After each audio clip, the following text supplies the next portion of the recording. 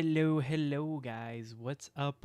We're back for another Minecraft Tuesday with special guest Kirby Bit in the flesh.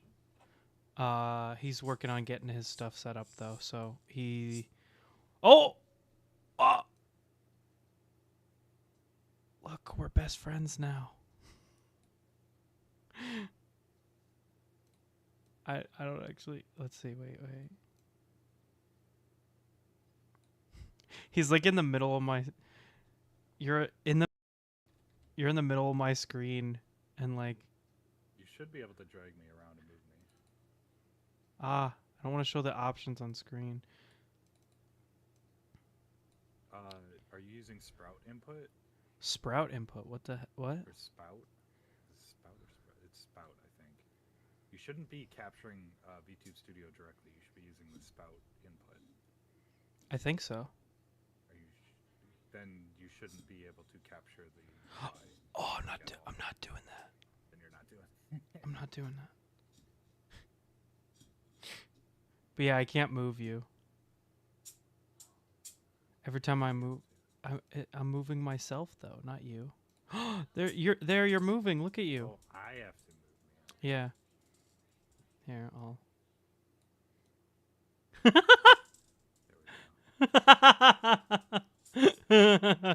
Look at him, guys. There he is. He's right there. Look at him. Oh my gosh. He's mini.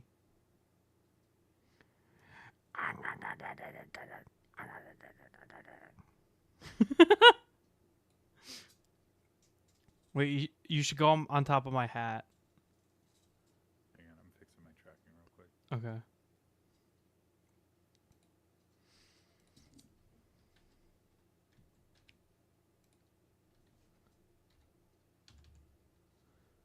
I want to look up, while I get my music set up, I'm going to also look up how to...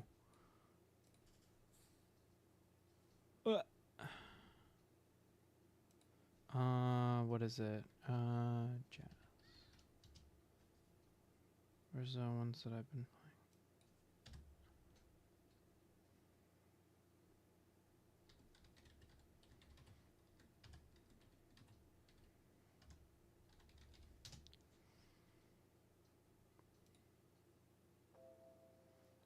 I'm gonna just do this the whole collab, by the way. You're just gonna, like...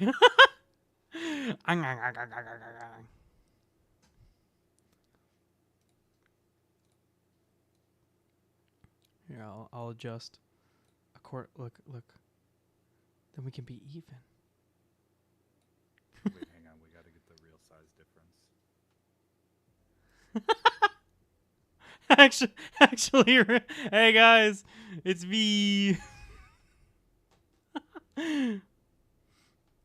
That's crazy. You could just completely cover my screen. I could be like, I don't know why I get control of it and you don't. It's so funny. There's probably a toggle. I'll look at it more later. But I can't believe the print that I was doing already finished. Okay, I wanted to look up autocrafters. Autocrafters.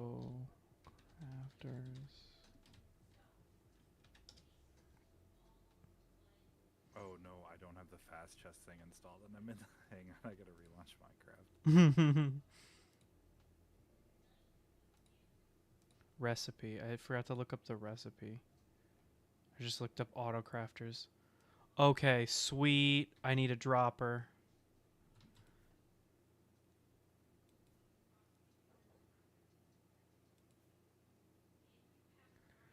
Now you guys get to see when Kirby's doing his redstone, so I don't have to like tell you. He's just like doing it. Oh, I forgot chat. Where's my chat? There it is. I was like, why can I not see chat? There we go. Pull that out. And then I gotta announce that I'm live. I was too busy getting that set up. Oh, it is. My internet is not liking your stream. That's so funny. It's all on my end though. You mean like you're watching it on YouTube? It just keeps buffering, yeah. That's so funny. By 480p. I watch it in like the lowest resolution that I possibly can to not hamper my internet. Um, so it's been a while since we've last talked. I think when was the last time that we talked outside of stream? It's been a while. Like in BC, Yeah, I think the last time was Minecraft Tuesday. work has been rough, but I put my foot down, so it's a little better now. That's what I like to hear. And I Stupid. because I had a lot of time. I hate this. Minecraft makes it so you have to be in a crafting table to look up recipes that require a crafting table. Dropper, cobblestone, and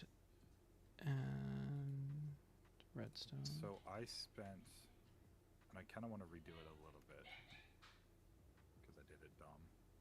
But I spent a significant amount of time replacing the water streams up here with hoppers, so we won't have overflow items anymore.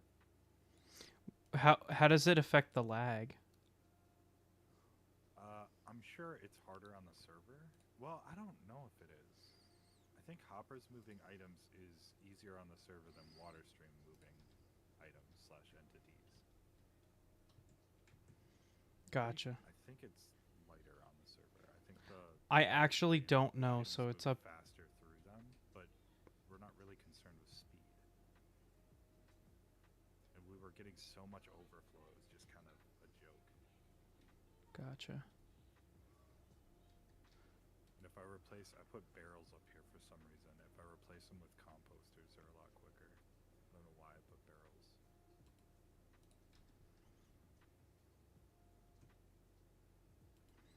Well, I have a very good stream conversation for you today about 3D printers, which I know you're going to be excited for.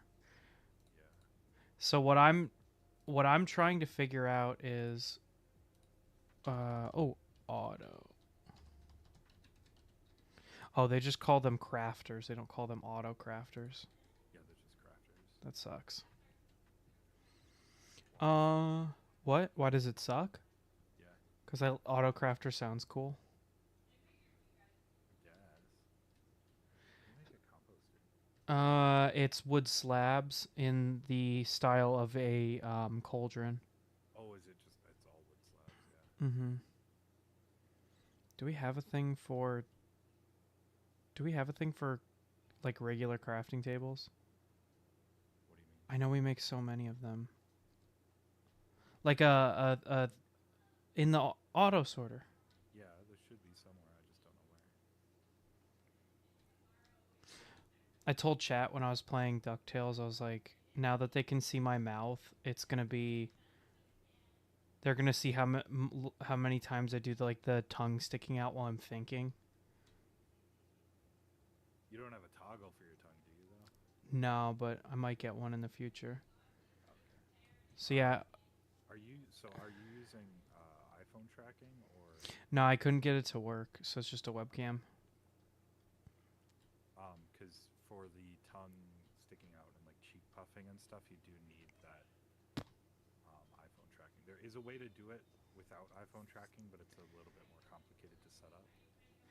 Cheek puff, though, you definitely need the iPhone tracking with the LiDAR sensors. That might be a V2 model thing, because my current model can't support that.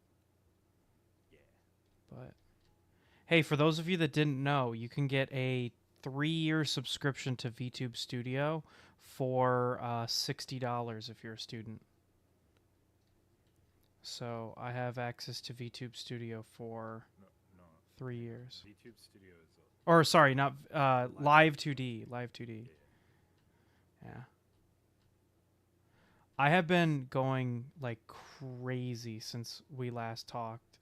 I had 2 big videos release. Oh, there we go. There's crafting tables. Yeah, I saw me run over a curb.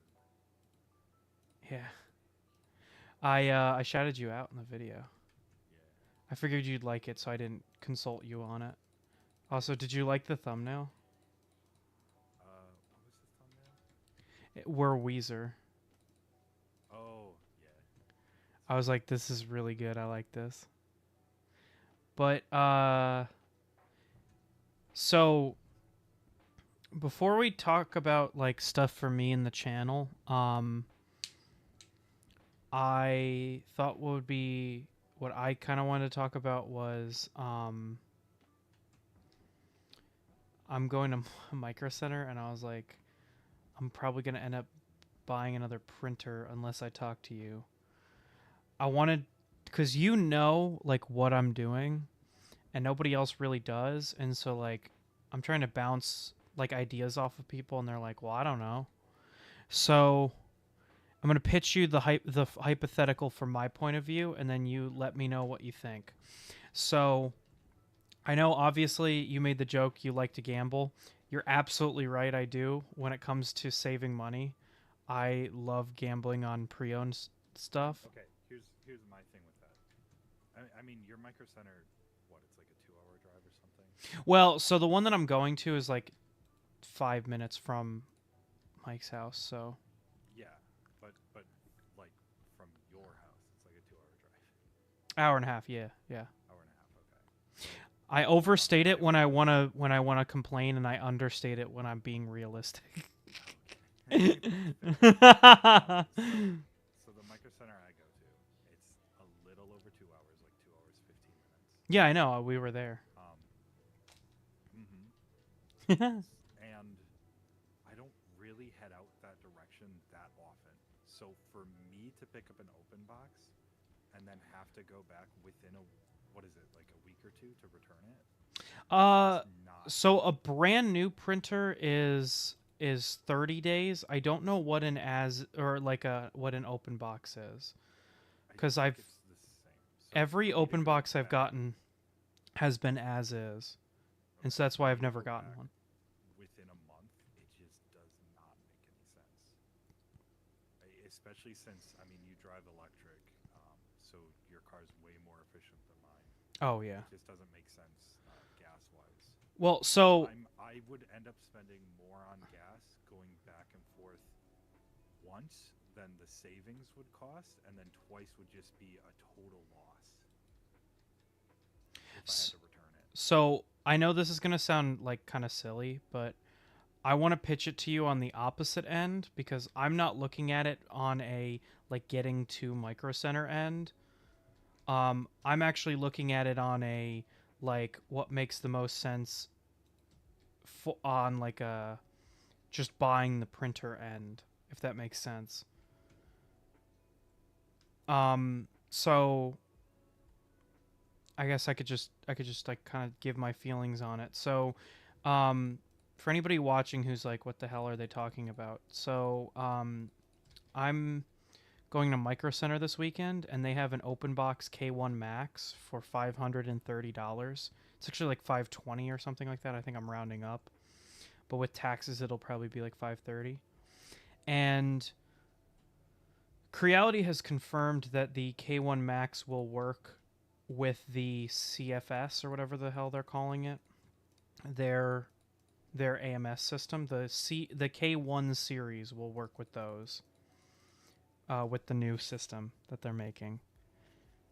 I don't know how much it will be, like the upgrade kit will be, but I think that what I'm thinking is, so if I were to right now buy the K1 Max and get it for 530, and say in this hypothetical it works perfectly.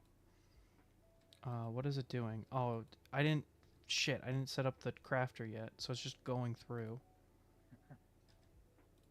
Hold on, I need So the crafter actually spits out the front. If you put a hopper underneath, it's just gonna pull the items out like it's a container. So you don't want the hopper underneath. You have to disable. You have to disable the slots that you don't want filled. And then the crafter, the way it crafts is you have to give it a redstone pulse. So like a button or a lever or ideally a clock. God, this is working You off. could also give it a pulse from using a comparator to see how many items are in it. So once it has enough items to craft that wool, then it will give out a pulse and craft the wool. Oh, does a button work? Like a Button will work switch? as well. Yeah. A switch? Where do I have a switch that I can borrow? Down here. You could craft one from a piece of wood. Do I have a stick? Because I have this. Oh, wait. I could just make a button. That works. Holy shit, I'm so smart. Okay. It's so bad I'm breaking blocks and they're just staying. The OM is being. Hey, OMB, what's up? We're back to playing Minecraft, just like you asked. Oh, there was that game. Oh, man, what is it? It's like Bomb something. It's another Pizza Tower-ish game. Now they're calling them Wario-likes. I saw that, and I'm like... I don't know. What the...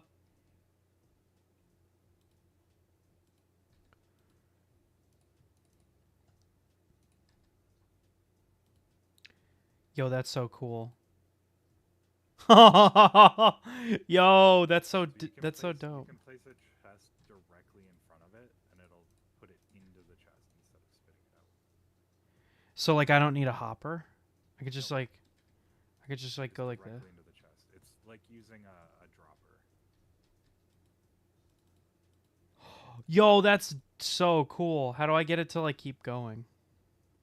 So that's where the clock comes in. So you can either set up a redstone clock, or like I said, use a comparator. So if you grab a comparator and use it to see how many items are in the crafter, you can figure out like how many items are in there and when you should send a pulse to craft a new item. Gotcha. I can come show you in a second. And that's the mouth.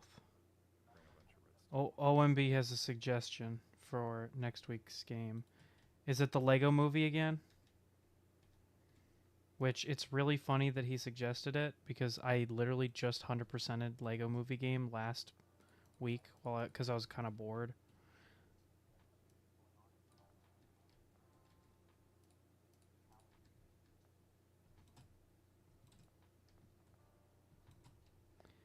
Yeah.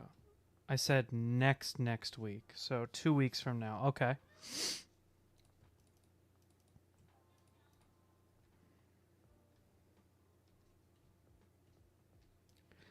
Shoot, I need this other chest actually.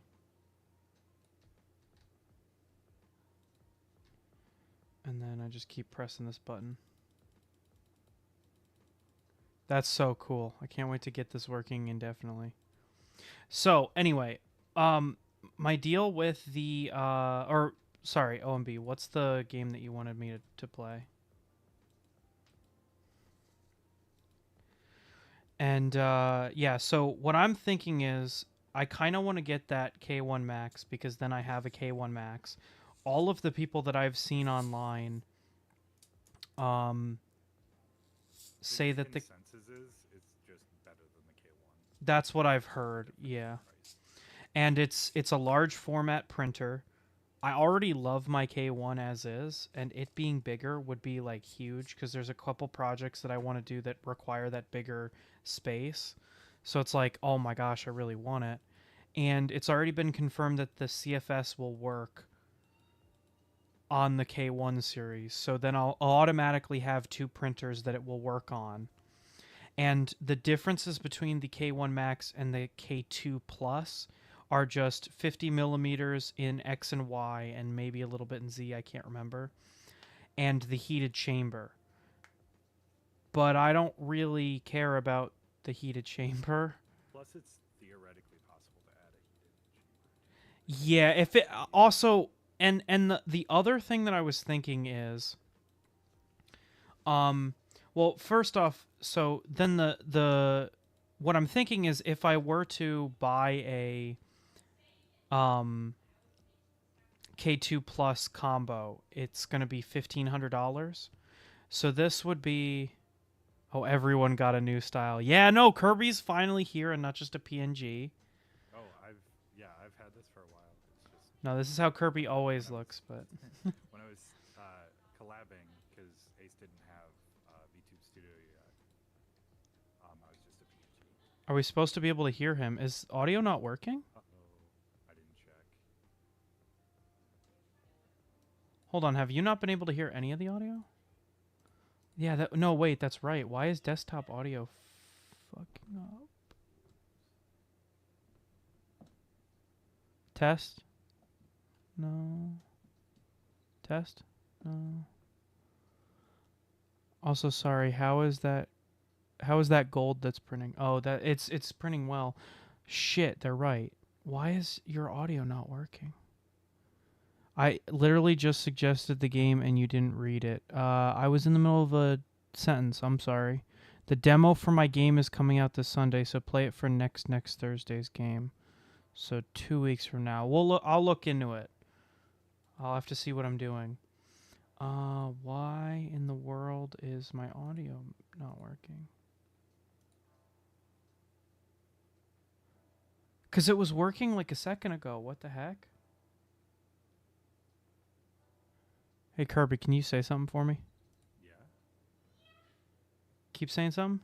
The quick brown fox jumped over the lazy dog. It's saying. Are you sure that? Is it? Am I getting one guide? Because it says on OBS that it's.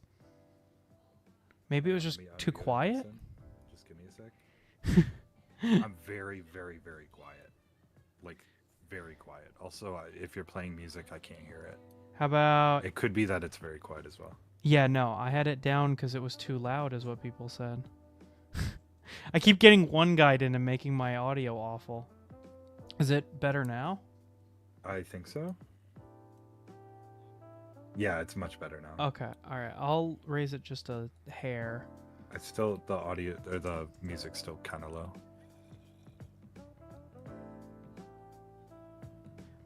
That's so funny. I always err on turning everything down because I'm worried that it like will be louder than me. And you won't hear me over the audio. Okay, I turned everything up, so now it should be better. Thanks for telling me. Also, yeah, no, my mom this morning was like, I want you to print a bunch of stuff for me. And I was like, okay. And so I did. So I'm printing a bunch of stuff for the Olympics. Can you clear out this string real quick? I just need to do some testing. And I don't have inventory space. So it should. Here, I'll take this string out. So if you watch the crafter when I put the string in, Yeah. you'll see how it fills up. Instead of filling the first slot first, it'll fill up each slot one by one. So here, I'll put it in now. Oh, yeah, I saw that when I was, yeah. Yeah, so we can use that to our advantage. So oh, my game is so slow, dude. Okay, so it's a output signal strength of 5. I know you can't see it, but I have a texture pack that lets me see it. Okay, guys. So it's 5 right now. If I put 4 in, it goes up to 9. So we'll grab the strength as soon as it's 9. And by that, we'll actually compare. Let's see, I can use a barrel that I have.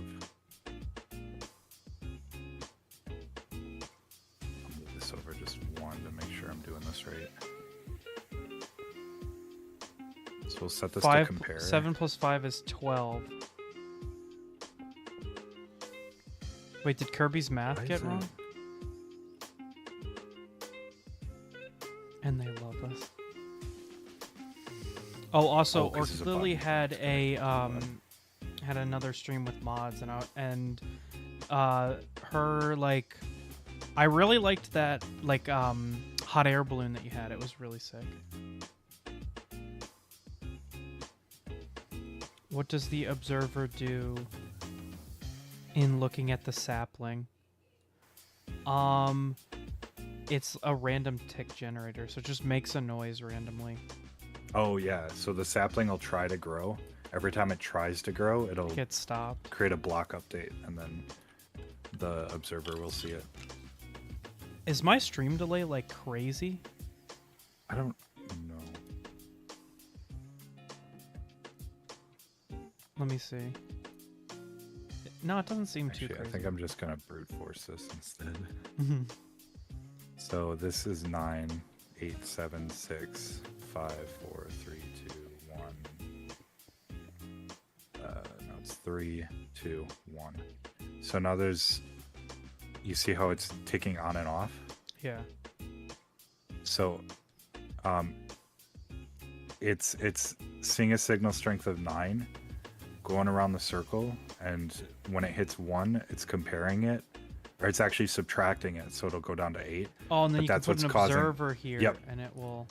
That's what's causing the clock. So it's subtracting 1 from 9, making it 8.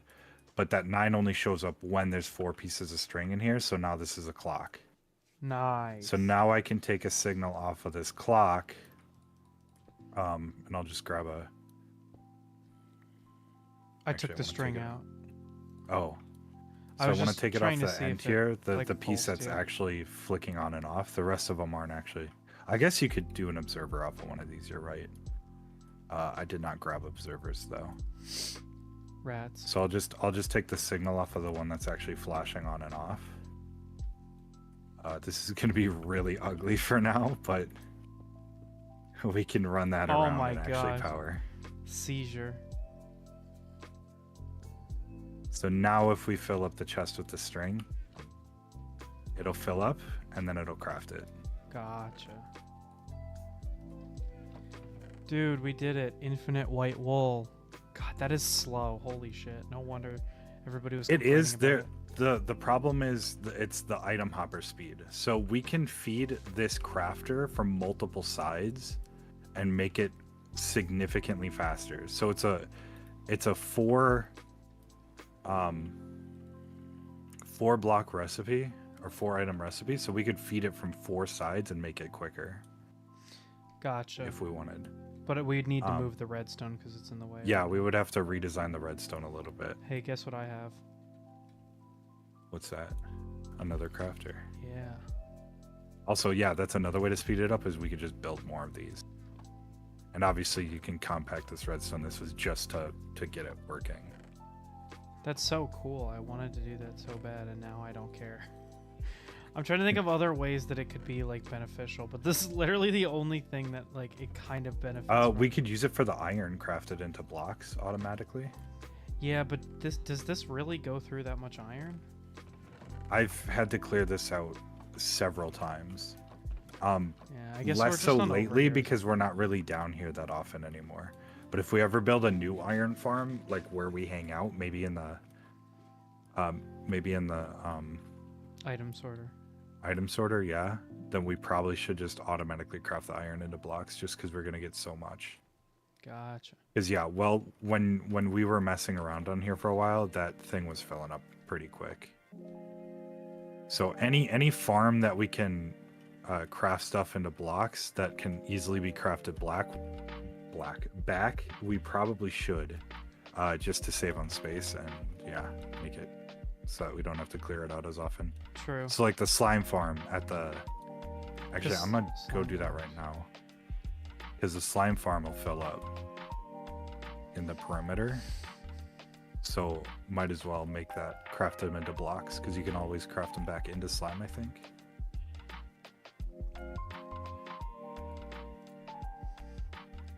Yeah. Okay, so back to the Micro Center stuff. What I'm thinking is if I get the K1 max at Micro Center for 530, and then later on, I think that the CFS is going to release for like 300, 350, because that's what the AMS is. So if it's going to be competitive, it can't be like $500 or else it's not competitive, you know? But I guess we could for this hypothetical. I don't know, 500 though seems like a lot of extra. Well, how money. much? So how much does the AMS cost by itself? Because I my told you guess it's like is 350. okay. My guess is they're going to target either $50 or $100 less. So probably I'm 300 thinking to it'll be 250. between $300 and $400 is how much I think it's going to be. So if I bought the Probably, yeah. if I bought the CFS and put it on that printer that's $530, I would save around at least $500, if not a little bit more. And it's like, is the extra space, like extra 500 millimeters and the heated chamber worth that amount of money in savings? Probably And not. I don't think so. don't know. Now, obviously, that I think whether or not the open box works is a moot point, because obviously if it doesn't work, then I'm not saving any money, you know? But it's a situation identical to the one at Midwest Rep Rap, where that that printer was open box but wasn't as is, so I could return it if it doesn't work. So my plan right now is to go on Friday and buy it and test it, and if it doesn't work, I'll go the next day and return it and be like, yeah, it doesn't work, sorry. But I don't know. What I can't decide is whether or not I really need it.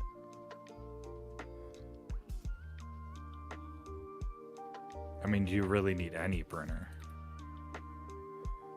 True. Do you want it? I haven't been printing a lot recently, which is kind of an issue, but I'm hoping, like, so what I'm doing right now, like the two projects that I'm working on is I'm working on completely rebuilding my CR10. I already have all the parts for it. And so I'm like, what am I going to get? Like, I don't know. I worry that I'm going to put all this effort into fixing my CR10 and then I'm never going to use it because I have the K1 Max. And so all that effort I put into making the CR10 better is going to be wasted. But if you want my opinion, and this is just because I'm a masochist, I don't think the CR10's worth it to fix. Problem is I already bought all the pieces. I know you already bought all the pieces. So it's like I can't. So now it probably is worth it, but before you bought the pieces, I probably would have told you not to, because you're putting a lot of money into an old printer. Yeah, I wish I had thought of that before I got really deep into trying to fix it, but I'm under the assumption that more printers is never a bad thing, you know? That is true. That's true. Like, absolute worst case, you could part it out for another printer or something.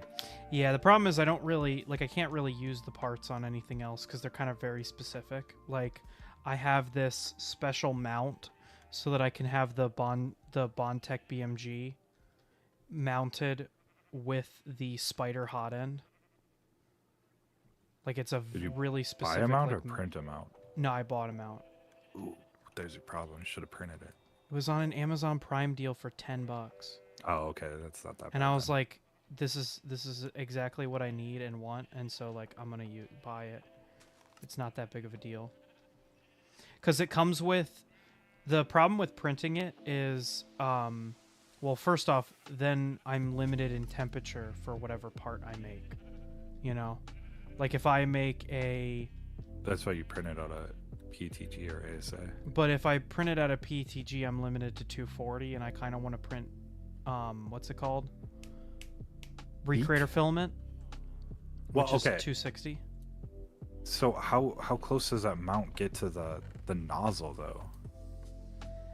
Not too bad, but from my experience with the Recreator, the mount still gets really hot even with active cooling.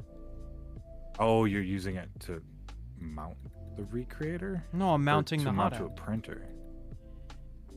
I don't think it's gonna matter as much as you think, because I mean, you printed PT on my printer. That's true. And so that's a PLA.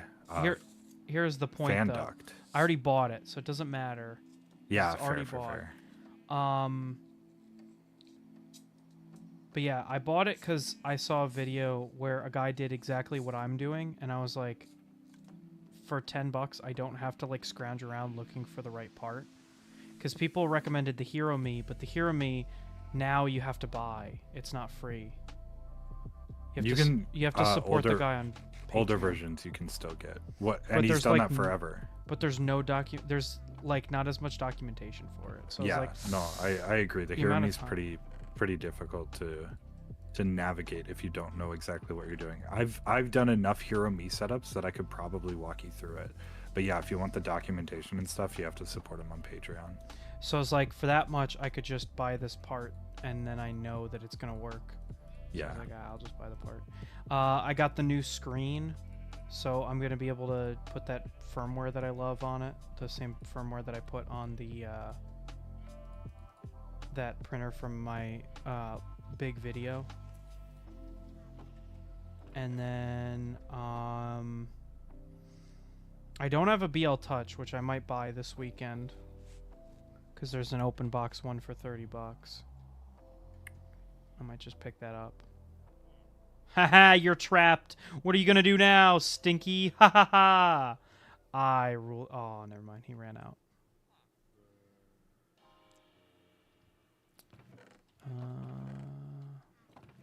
So yeah, what I can't figure out is whether or not I should wait for the K2 to come out, because I guarantee. So the issue that I'm having right now is time. Like, I'm gonna buy it from Micro Center. I'm not gonna buy it from Creality, because it's like every printer is about $100 cheaper from Micro Center than it is from Creality.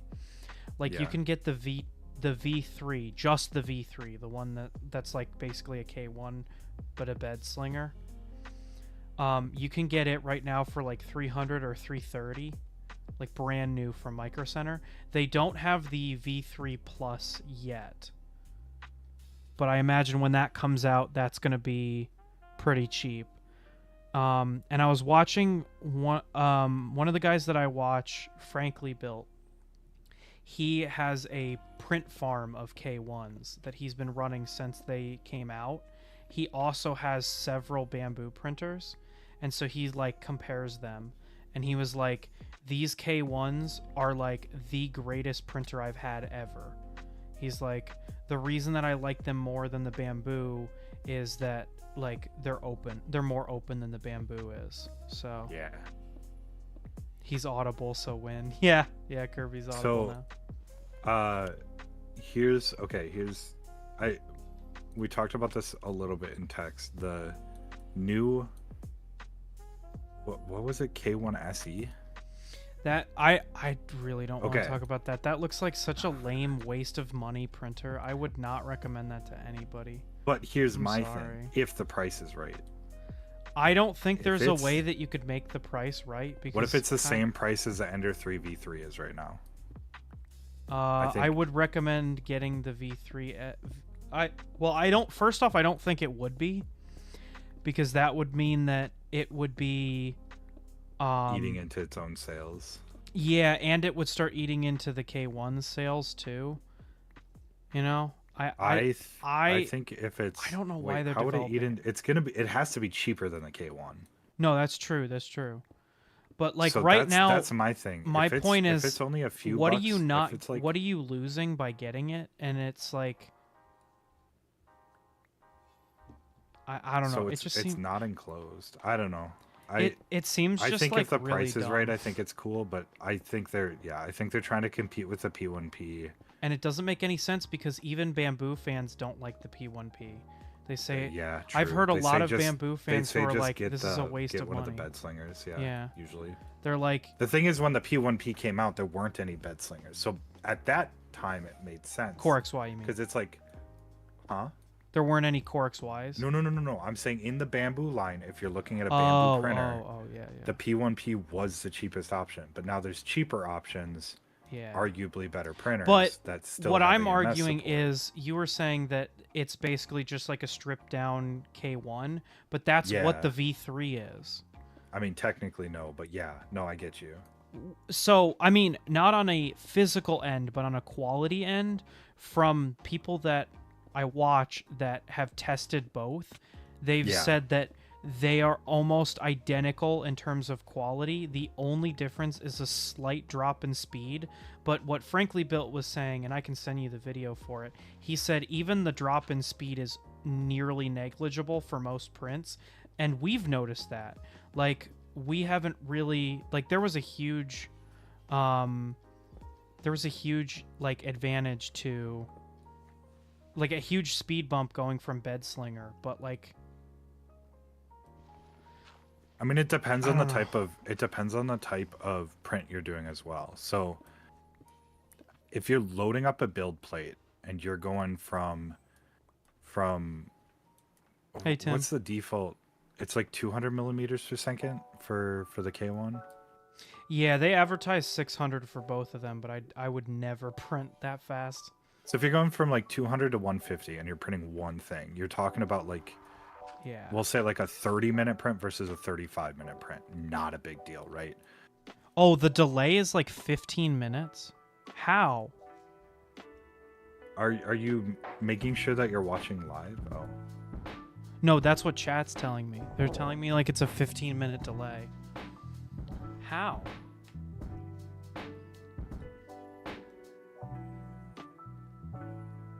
I don't know how the delay is that. I'm not seeing that much of a delay.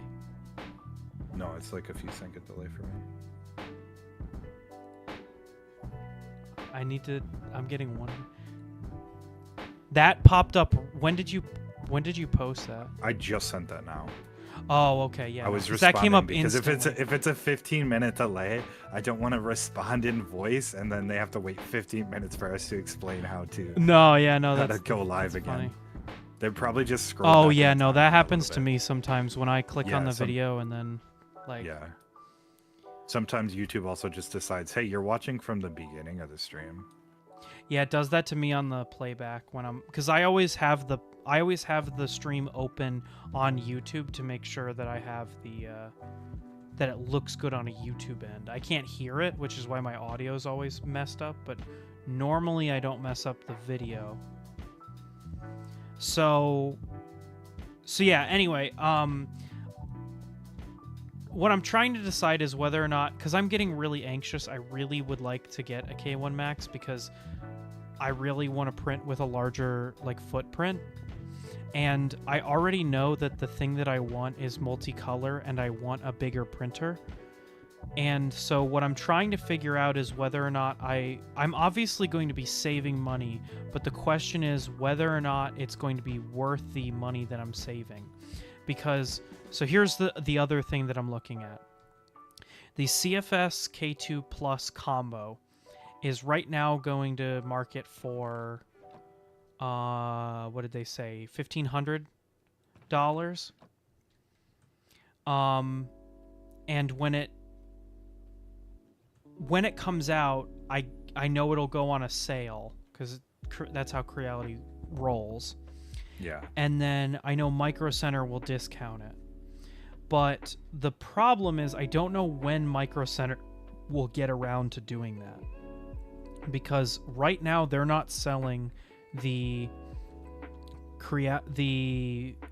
V3 Plus. They're only selling the V3 as it stands, like the V3 original.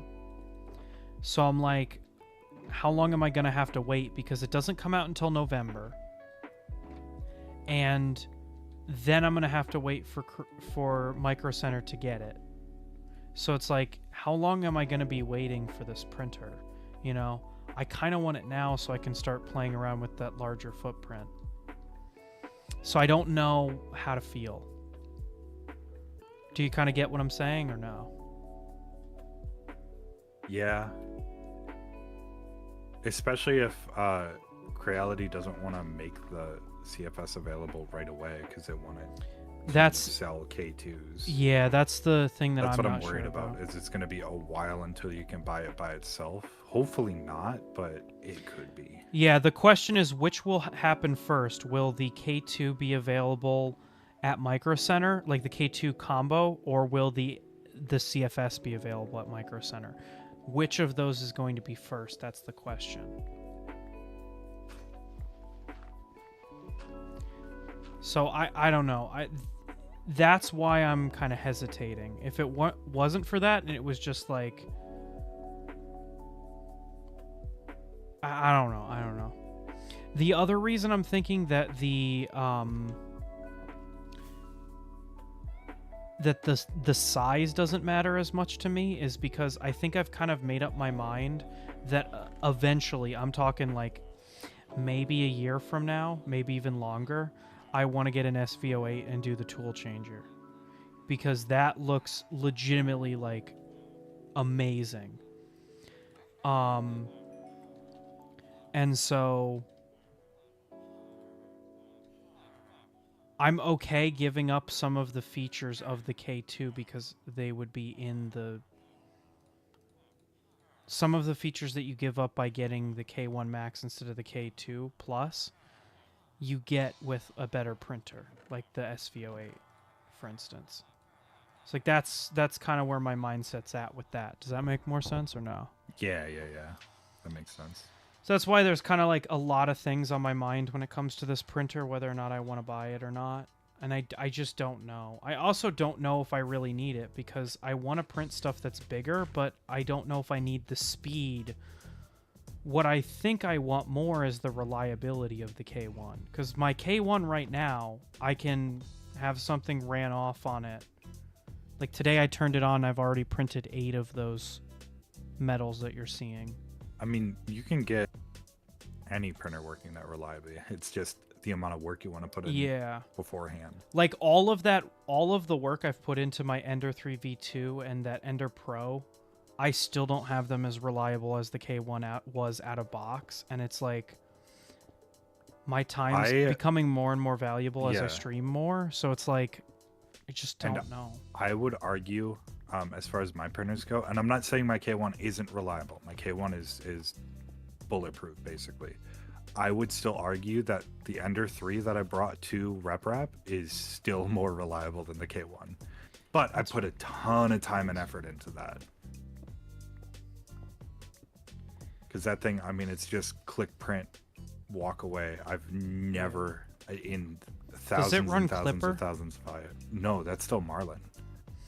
Oh, gotcha. See, I think that's the big reason why I would say that mine is less reliable, is because I rely on a computer overhead to make to run my printer setup because things are in the basement, and Octoprint isn't as reliable. I think Dream said something a while ago about how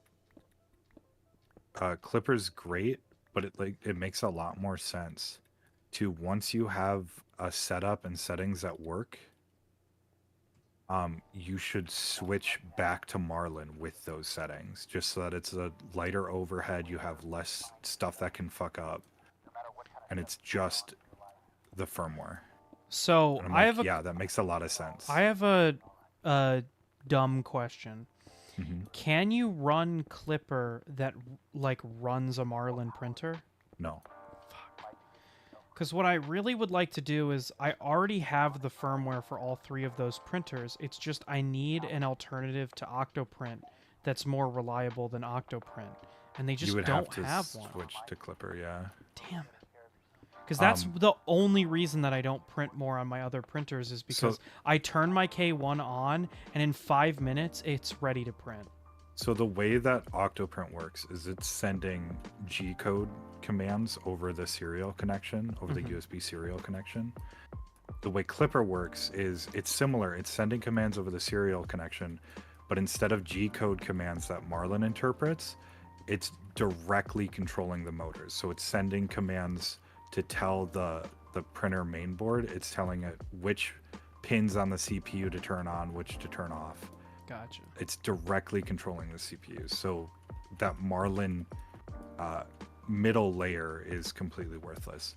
Now you might be able to do some sort of setup where Clipper is just sending G-code instead of sending direct commands, but then you're in the same boat as Octoprint. Yeah.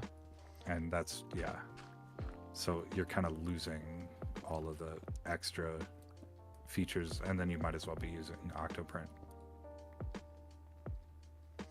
Yeah, I don't know. Octoprint keeps pushing me to pay for their service, and it's frustrating because Octoprint or Octoprint. Octoprint doesn't have anything to pay for.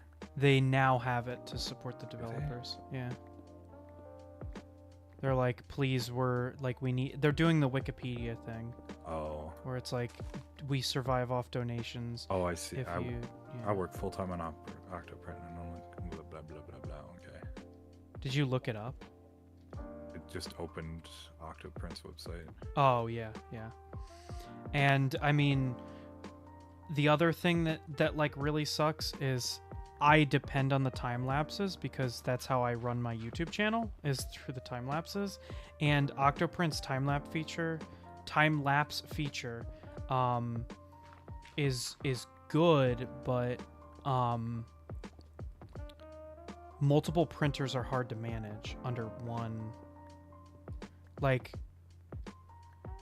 I really want to use Octo Everywhere because then I could manage all my printers through my phone, which would save me so much time. But Octo that gets Everywhere expensive requires really a $4 a month per printer cost to run.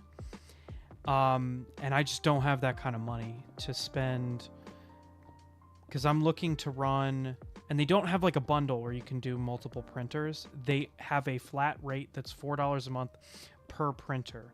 So if I wanted to run, I want to run my CR10, my Ender 3 Pro, and my Ender 3 V2, and possibly my K1. So that's 4 printers.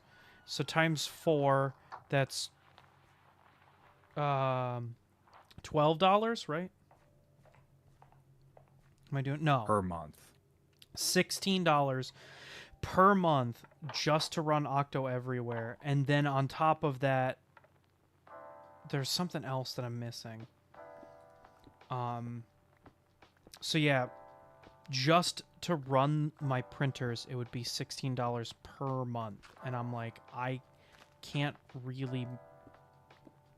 justify that, you know? Now, if I was running a print farm, maybe I could justify it because I would categorize it under overhead for like what it takes to run them.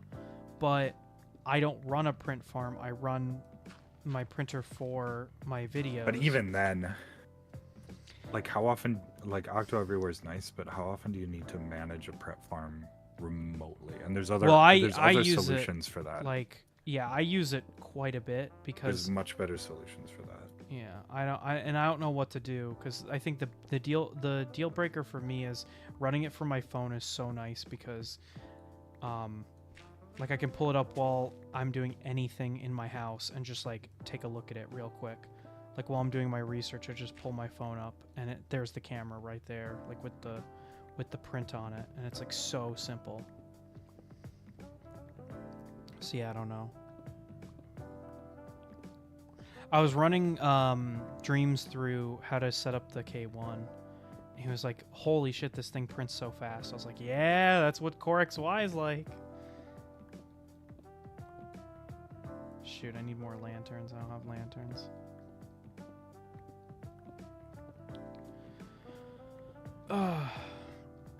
So yeah, I don't know what to do with that, whether or not I want to buy that new printer. It'd make it way easier to print bigger things, but also I don't know if it makes more economic sense to just hold out for the K2 Plus. You know? I'm just not quite sure. Also, did you look at those videos that I sent you about Creality has now been showing off the K2 Plus, finally? I have not seen those yet, no. So you were right that it runs over USB.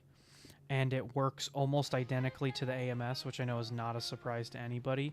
It uses like a hub that hooks onto the back of one of the machines that can then like physically connect to up to 4 CFS units. Okay. That's good that it runs off a USB. Hopefully the hub is optional like the Bamboo printers, because that's just added cost if you're just running 4 colors. That I don't know, because the video that showed off the hub was talking about up to 4 CFSs. My guess is it's optional.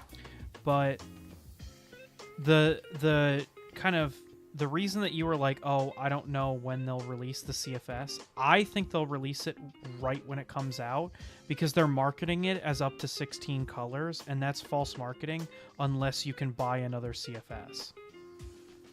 So I True, foresee true. them. I foresee but- them releasing the CFS as soon as the K2 Plus comes to market, because But otherwise they when can't. It's have false advertising. Chinese market cared about false advertising? True, but I mean, They do not give a. They don't care. yeah, I guess. It's one thing to think about.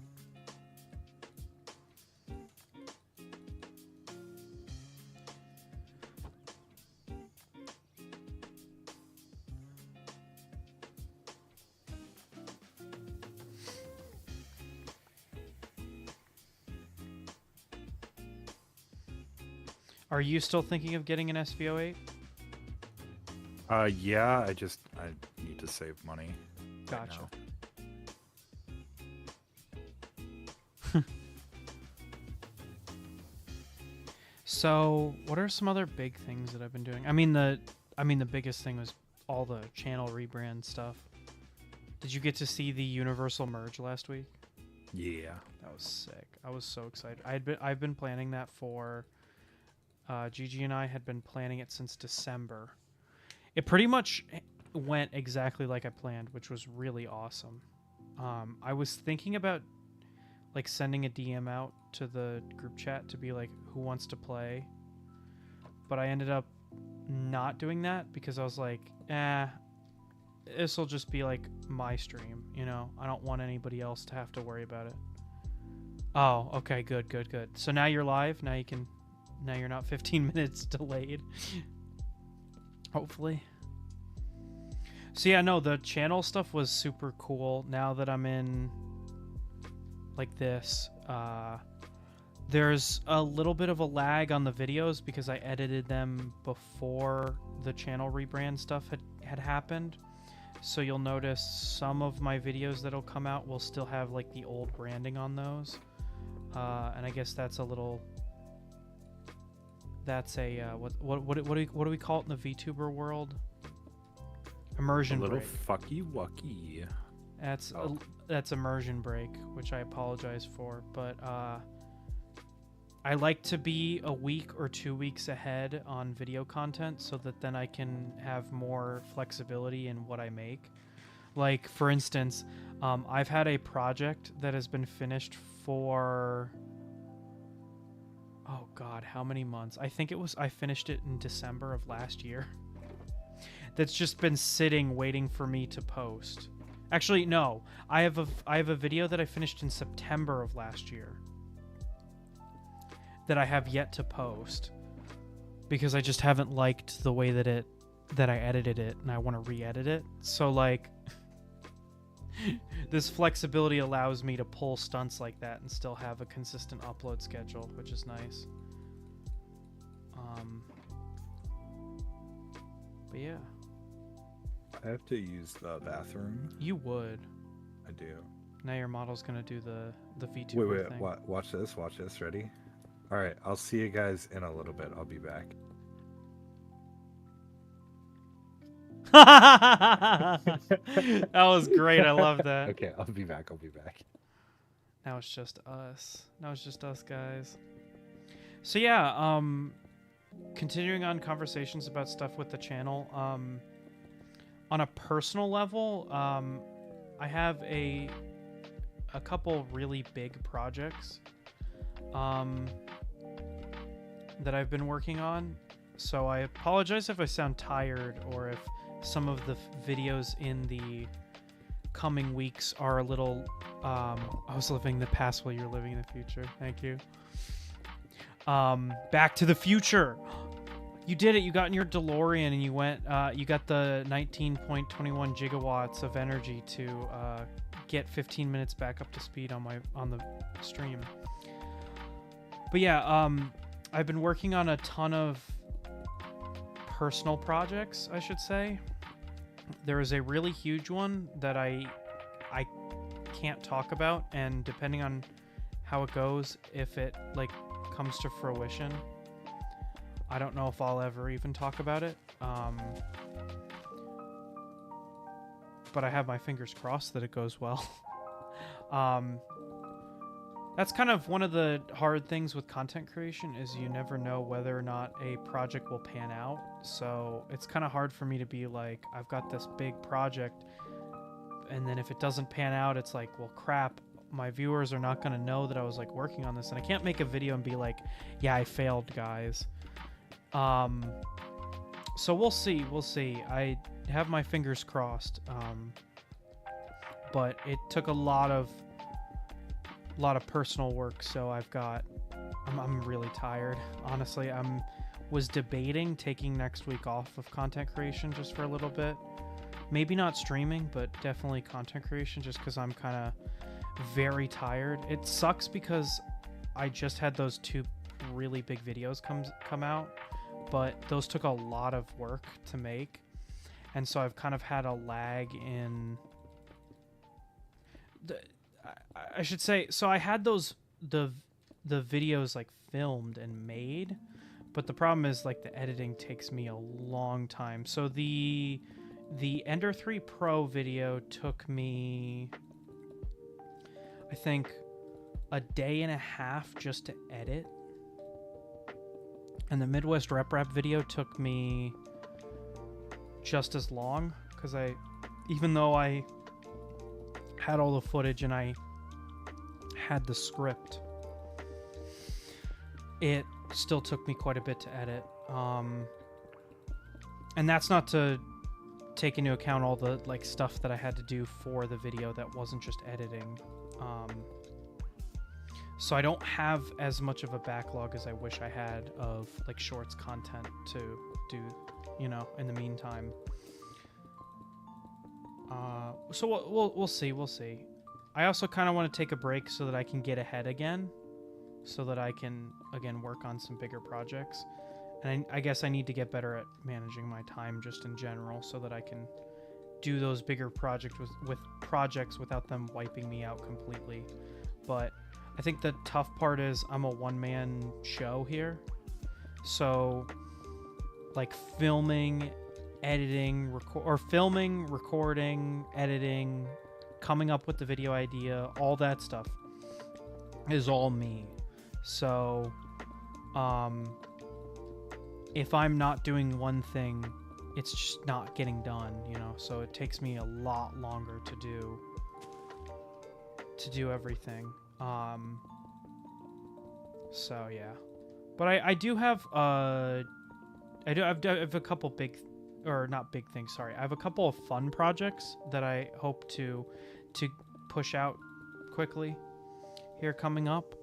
I think now that the Ender 3 Pro video is out and the Rep Rap video is out, I think I'm kind of going to focus on just doing fun videos up until East Coast Rep Rap, because I don't know. I really wanted to get another big video out. I really wanted to get the VTuber 3D models video out, but it will just take like so much time, and I don't know if I'll have that time to do. So I have to see. But yeah, I'm kind of working on some short and long form videos. And again, I want to put some more effort into streams as well, because I don't want to feel like I'm only playing Minecraft,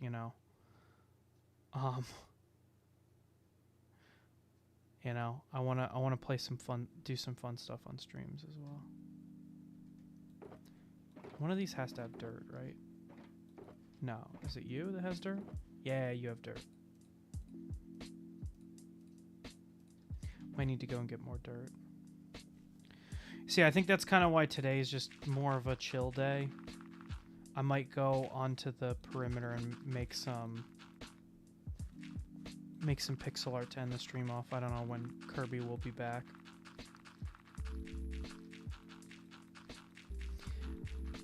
Yeah. Other stuff about the channel that I wanted to talk about. The response to everything recently has been really good. I say really good, and I don't know, the way I said that was weird. But,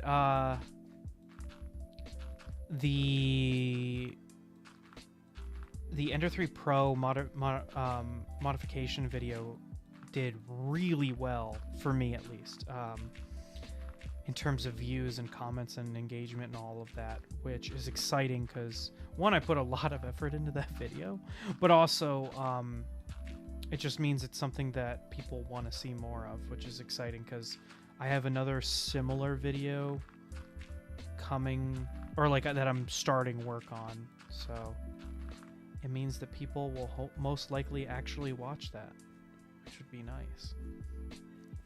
Also, as I put more and more effort into the channel, it's nice to, you know, have more eyes on it, because it's like I put the effort in and you guys like the effort, so then I can put more effort in. It's like a self-validating loop, which is exciting. And we're at a year, and so I was looking back and I was kind of like, I was looking back at the year, and I was looking at everything where I've come from, and I was like watching the Super Mario 64 stream from last year, and I was very proud of how far I've come even in just a year. You know, I'm pretty consistent with my schedule and everything like that, and I've played a pretty large range of games. I haven't just played like Minecraft every week, which is exciting and good, and I want to keep that momentum going forward. So yeah, I think the big elephant in the room, the thing that I want to tackle and I don't know how to tackle it, is how to split my time between YouTube and Twitch. One idea I got was to make a second channel for the VODs, for the like my Twitch VODs, as not to bog down my sub feed with the YouTube, with the Twitch VODs, because if you look right now at my videos, the Ender 3 Pro revision video and the like Overwatch Twitch VOD from when I played with Cynthia are right next to each other, and so it's like kind of distracting. So I'm debating making a second channel. The issue with that is I'm not a large enough channel to really, I only have 176 subs. So if I make a VODs channel, how many people are, like, I'm spreading my already thin audience between two different platforms, which is a little scary to me. So I don't know. That's the one reason why I've kind of avoided it up until now. But if that's something that you guys would be interested in, it's something that I could do. And I could at least look into it. I think that's really the only other thing that I kind of wanted to address with you guys while I was live. I just really don't know what to do with Twitch streaming, because it kind of doesn't gel with the rest of my... I wouldn't bother splitting. No one's going to leave because there's some Twitch VODs. True. I think, honestly, if I'm being like fully honest with you, it's literally just an OCD thing where I look and I hate seeing like VODs right next to video. Editing would be better. Yeah, in a perfect world, what I was hoping to do was have a video out every week. So have a short on Monday, a short on Wednesday, and a long form video out on Friday. And then do a YouTube stream on Tuesday and Thursday and a Twitch stream on Saturday. But the amount of effort that would take from me, I just don't think is possible, because I'm a one-man crew. So like all of the editing is up to me on all of the videos. All of the streaming is up to me on all of the streams. And all of the shorts, again, are made and filmed and edited by me, which I'm not complaining about. I like doing, well, I'm not a huge fan of the editing, but that's neither here nor there. I think the biggest issue is, since I'm a one-man team, there's only so much that I can do, because YouTube is a part-time gig for me. So I can't just do YouTube all the time. I want to, but I gotta split my time. So yeah, but if you guys are okay with it, I think for the meantime, what I'll probably do is I might put like a Twitch style branding on the thumbnail, like just throw up like a like an Ace Gamer like Twitch like logo, and I might put a corresponding YouTube logo on the YouTube VODs just to make them look a little bit more like cohesive.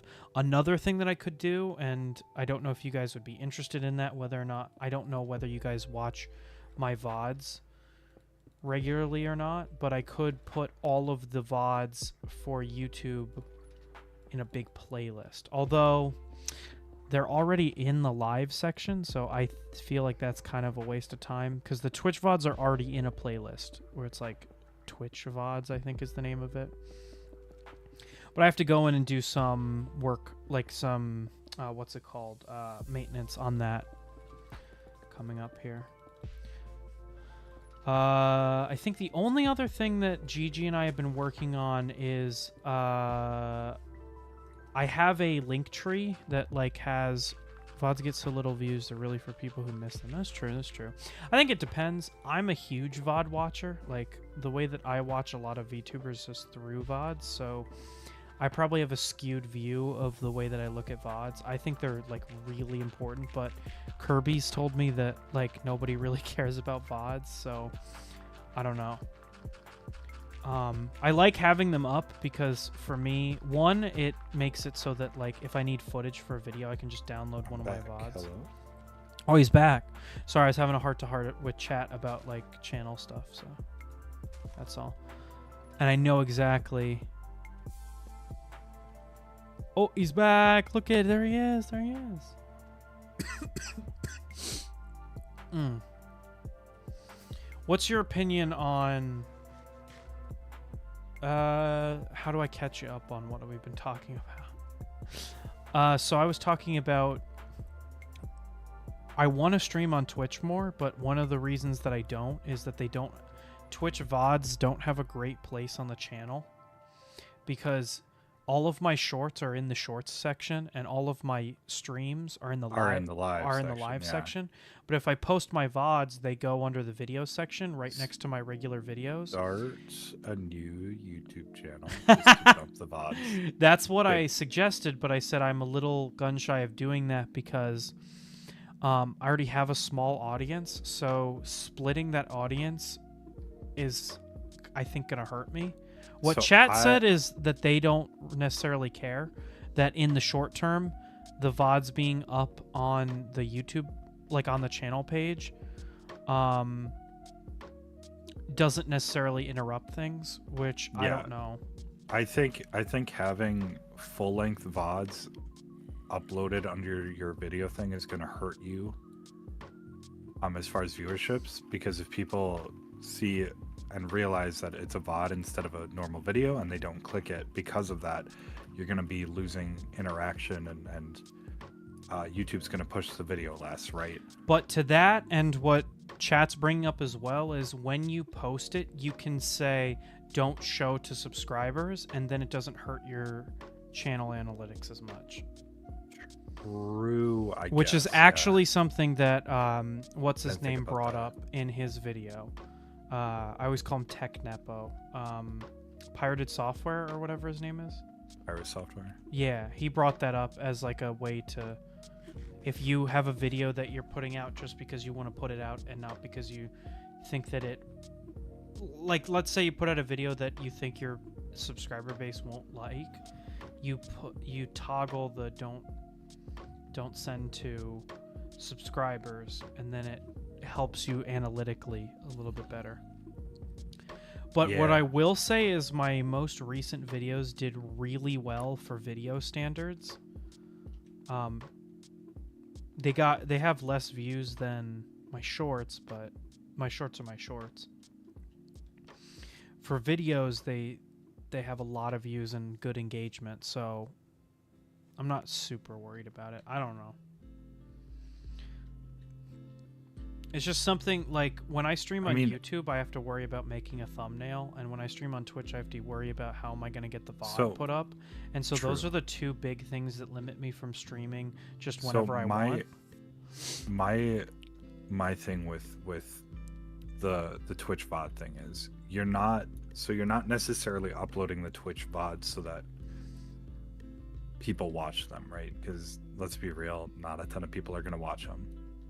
It's more just for archiving purposes, so that you always have that video, and people who really want to can go back and look at old stuff, right? So I still think having a second channel specifically for Twitch VODs would make a lot of sense. And you're probably right. Doing it so that it doesn't notify subscribers probably won't hurt you that much as far as analytics go. Yeah. If at all, if you do it that way. But I still think it's probably worth it. You can always re-upload them on your main channel if you change your mind.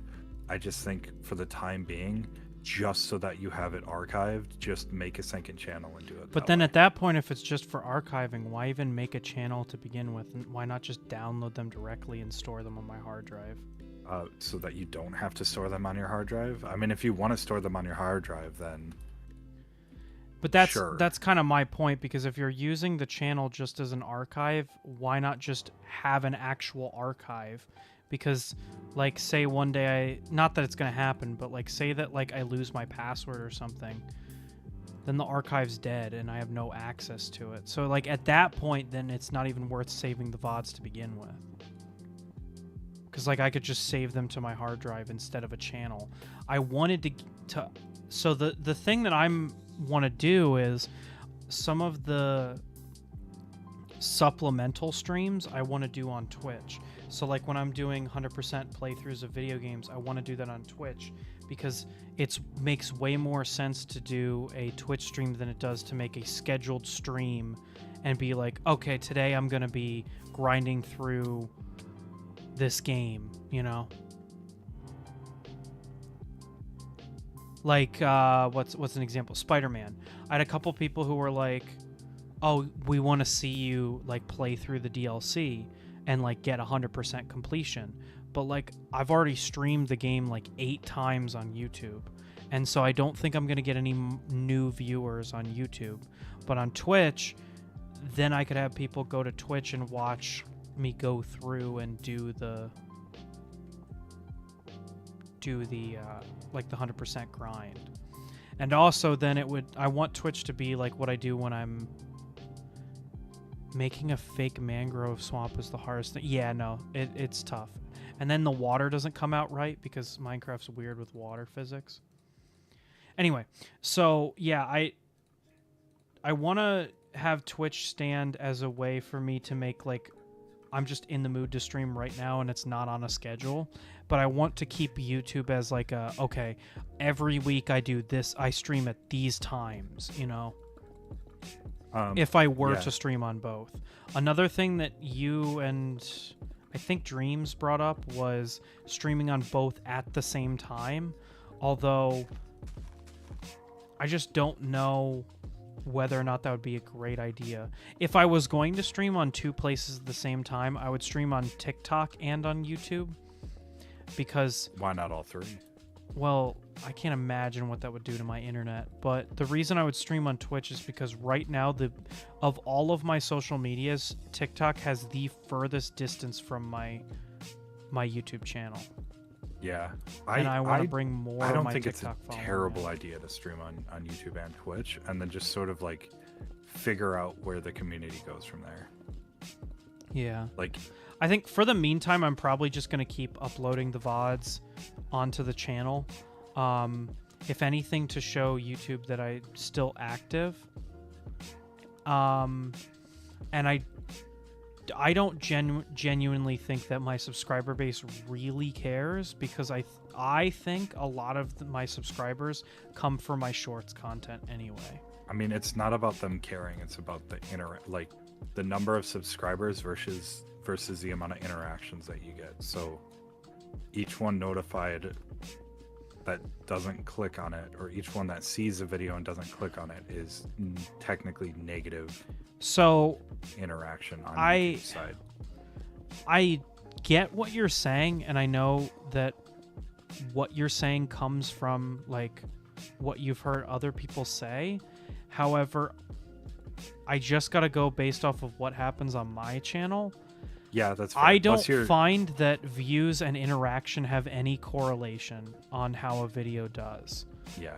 Because a video that can get like I've had a couple videos that have gotten what the analytics say like double digit views instead of triple digit like I normally get. So they'll get like 15 views, but they'll have 20 likes, which is actually impossible. Like there's no way that 15 people can like a video and 20 can like it and 15 can watch it. So I just don't really trust the analytics that say like you need engagement or like watch time or whatever, because from what I've seen, I can have videos where people only watch like the beginning of it, but it gets like the drop off retention is in like the first 10 seconds, but it has the highest amount of interaction that I've had out of any of my videos. And then I'll have some videos that come out and people watch the entire like 45 seconds and get like 1 or 2 views or like 1 or 2 likes, my bad. Now I understand that the economic part of it is a better deciding factor. So like how much money this video makes is a lot more important than how many likes this video gets. Yeah, I was going to say YouTube doesn't but- really care about, technically likes and comments don't matter hardly at all to YouTube. But it's part just of that engagement that people- you're talking about. Yeah, but I'm more talking people that see the video on their timeline or get a notification on their phone about it. The people that click through that matters way more than likes and comments. Yeah, I don't know. Because And you can't really see those stats because YouTube doesn't really give them to you. yeah, I think what I'm talking about more so is just like what I've seen looking at the stats that I have compared to what the video's like. When I do trending topics, I don't see an increase in views or likes. When I do not trending topics, I don't see a dip or rise in views or people watching. And also to kind of go against people's the comment that VODs don't matter. Currently, my most viewed non-short is my Pizza Tower VOD. It consistently gets like 10 views every month. So it's like I don't know. I don't know You what to should say. edit it down into like a 10-minute video of all the highlights. The problem is that the stream sucks. Like it Yeah, but proper because editing nobody can make was it look there. It was just awesome. me playing Pizza Tower and getting frustrated that it was hard. So it's like, what am I going to edit? There's only so many times I can edit me going, man, I missed that jump. Exactly. Name it Millennial Rages at Pizza Tower, even though you're not a millennial.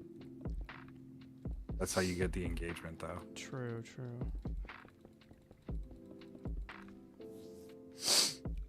And then you edit it with funny sound effects and like rage comics from like 2008. That does sound funny. I was teaching Cynthia how to edit because she's working on a big video. You should do a follow-up and a comparison video. Yeah, the problem is I don't really want to play Pizza Tower anymore. I don't like it that much because it's so stupid, but it has too many buttons. There's too many mechanics for it. I feel like I feel like I'm playing a fighting game. You've been playing, and I'm not saying this is a bad thing, but you've been playing you play a lot of Nintendo games, and they make the controls so tight. And well, I wouldn't say the Nintendo games, but you're button right. I play a usage- lot of tightly made. Yeah, like games. it's very tight. The button usage is very low, but it still feels really fun. I to would play. like. It's why I still think that Super Mario 64 is better than. Like the reason why I come back to Super Mario 64 and not Super Mario Odyssey is because I feel like there's too many buttons in Super Mario Odyssey. Like there's too much shit to do. I like it to be really tight and like consistent. when you start adding extra stuff, it's like I don't want to use that stuff. It's like why I struggled a little bit with Spider-Man Miles Morales over the first game, because Miles Morales relies more on your gadgets than the original does. I really like just like getting into a flow state where I'm just hitting combo after combo that are identically like I'm just hitting like the same button over and over again, but I'm like watching the enemy patterns and I'm like learning how they move and all this other stuff so that like I can, I don't know. I like that a lot better than like doing that. All my views are for a mod I'm terrible at. Yeah, I think it's very funny that Kirby's saying all this and then getting mad that his most viewed video is BoobyTube or whatever. It's Boob Cube. Boob Cube, that's it's it. The that's 1x1x2 Rubik's Cube mod, whatever you want to call it. I mean, got these big opinions I'm on mad about it interactivity and all this. Because I know stuff. exactly why it has that many views. It's a super, super short video. It's kind of funny. And the title makes people click it. And so it's short enough that even if you click it for one reason, you're gonna watch a significant amount of it. So yeah, the interactions. Like, well, I can say this: not likes and comments, but the interaction as far as like view percentage per click is pretty high. Yeah, by the time you click off, you've watched the like whole 75% of it. The big project that I'm working on the sides will kind of decide whether or not I lean into YouTube or into Twitch.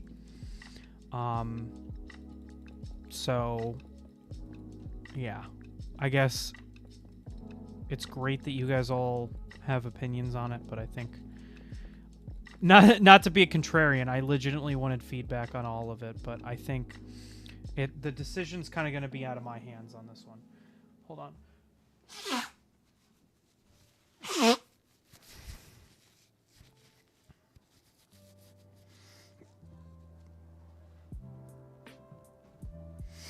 But yeah, I didn't even tell Kirby, and I don't think I'll ever tell you unless the project happens. I'm working on a very big and very personal project that's been taking a lot of my time the last 2 weeks. And the only way I will ever show this project off is if it succeeds. If it fails, it will die in my on my hard drive as lost footage. Not to be ominous and scary, but yeah. I'm giving up on the mangrove swamp. It hates me too much. No. Here's what I find is good for big projects like that. Take them in chunks. That makes it way easier to do.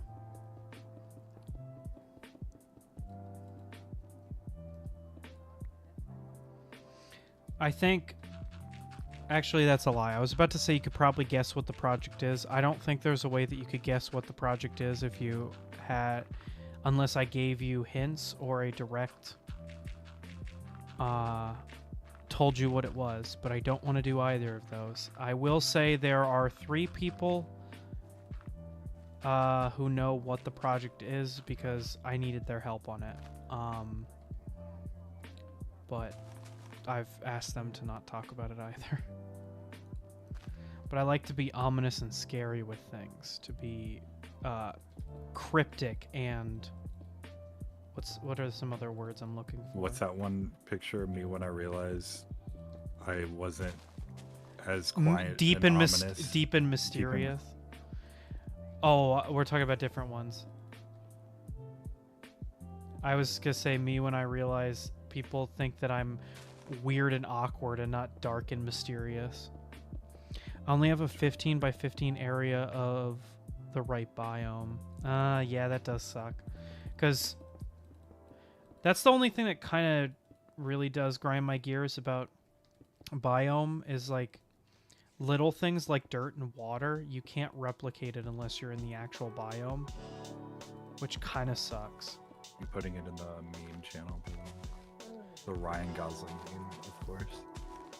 Me when I realized I wasn't dark and mysterious enough at the function and talked too much. Yeah, me after I realized I spoke too much today and I wasn't mysterious like I planned. I just spawned it in myself because I want frogs. Oh! You should go back to the second VOD on my Minecraft Tuesday that I ever did, because that's when Gigi and I got the frogs. That You was rode home on a boat. crazy. That was absolutely nuts. Yeah, and we camped out at the mangrove swamp to get it, like, to get them. This music is really weird. I want to skip this song. I don't like when people talk in my music.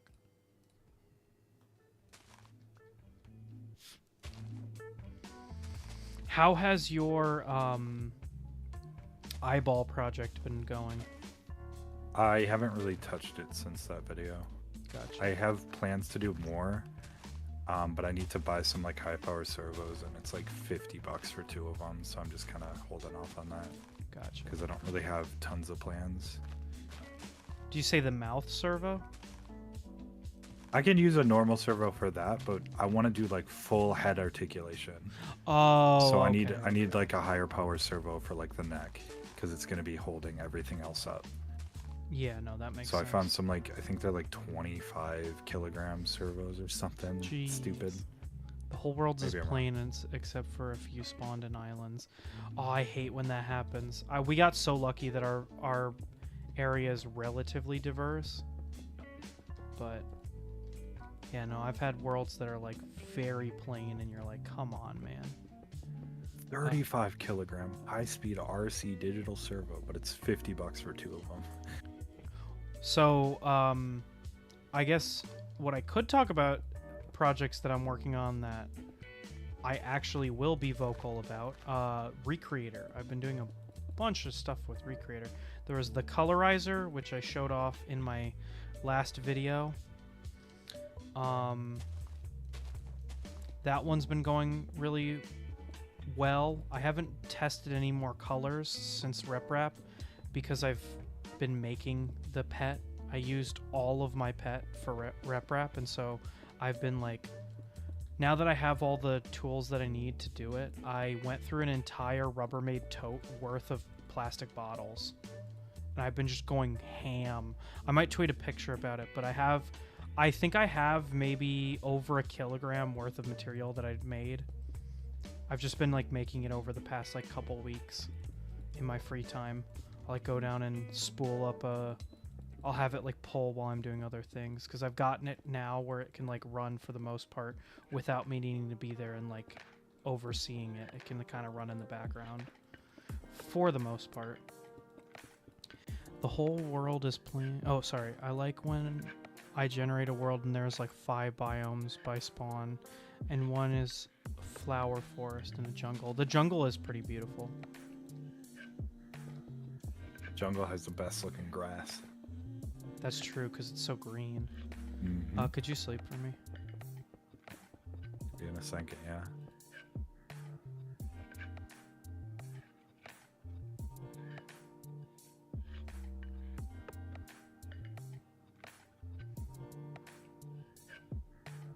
Okay, we're sleeping. Now I can do visual jokes too, like I can stare at you longingly. Everything I do takes like 3 seconds to happen. I don't know what's going on. It says I don't have terrible pain. I'm like placing blocks, they're just invisible for like 3 seconds. Oh, you meant in game. I thought you meant on your VTuber screen. No, in game.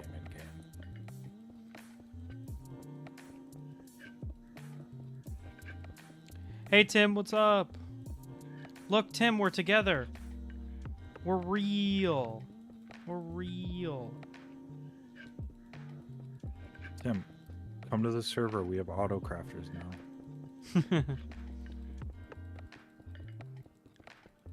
Also, I went to Tim's, one of Tim's streams. Or not one of, Tim's stream, period. Tim, are you planning on streaming more often now? Can't join right now. He's busy. He's busy playing Osu. As he should be. I don't know, maybe. Man's gotta be on that grind. Oh shit, Tim! Oh my gosh, hold on. I gotta get my phone. Where's my phone? Oh shit. Hold on. Alright. There is a new airline that just came up that's out of California, Zip Air. Apparently you can get a flight from San Francisco or San Diego. I think it does both. $275 straight to Tokyo. Uh-huh. I think that might be round trip too. And from what I've heard, you can upgrade only $50 to get more legroom. Yeah, I looked it up today and I wish I could get a ticket, but since I'm on the East Coast, I can't fly out of California. But yeah, look into it right now and let me know what it is. They pretty much it looks like they do. Yeah, I would have to fly to California. Asia. Let's It's go pretty next much week. Asia. Would you go with me if would that change your answer on going to Japan if the flights were that cheap? Yes. Okay. All right. That is fan-fucking-tastic. Because what I'm thinking is maybe I could get a round-trip flight to San Diego or San Francisco, or maybe close to you since you can drive, and then we could all go with you to the airport and then fly out of California. Actually, I like that plan a lot. All right. I might include you in on the group chat of people I'm trying to get to go to Japan with me, and yeah, no. Honestly, the hardest part is getting a flight to California, because a flight to California is like $500 for me. Yeah. It's crazy ass. I mean, if you plan it properly, you could probably get it down to like 300 or 400. Just to start. Oh no, but Tim, we're planning on going next year, so 2025. And we're planning on going in the fall, which I know is during the school year, but for everybody else, it's the best. So the reason we're planning on going in the fall is, one, we've heard it's the best time to go for crowds in Japan. Like, the crowds are the least in like September or October, November. It's right after my birthday, so I could celebrate my birthday there. And also, it works the best for some of the other people that have real jobs, because their schedules get more free towards the winter. Actually, why did I say it like that? Mike is planning on going with us, and we can repopulate why'd you have to say that? Here comes the anime guy to be like, I need to go and get a birthing visa to Japan.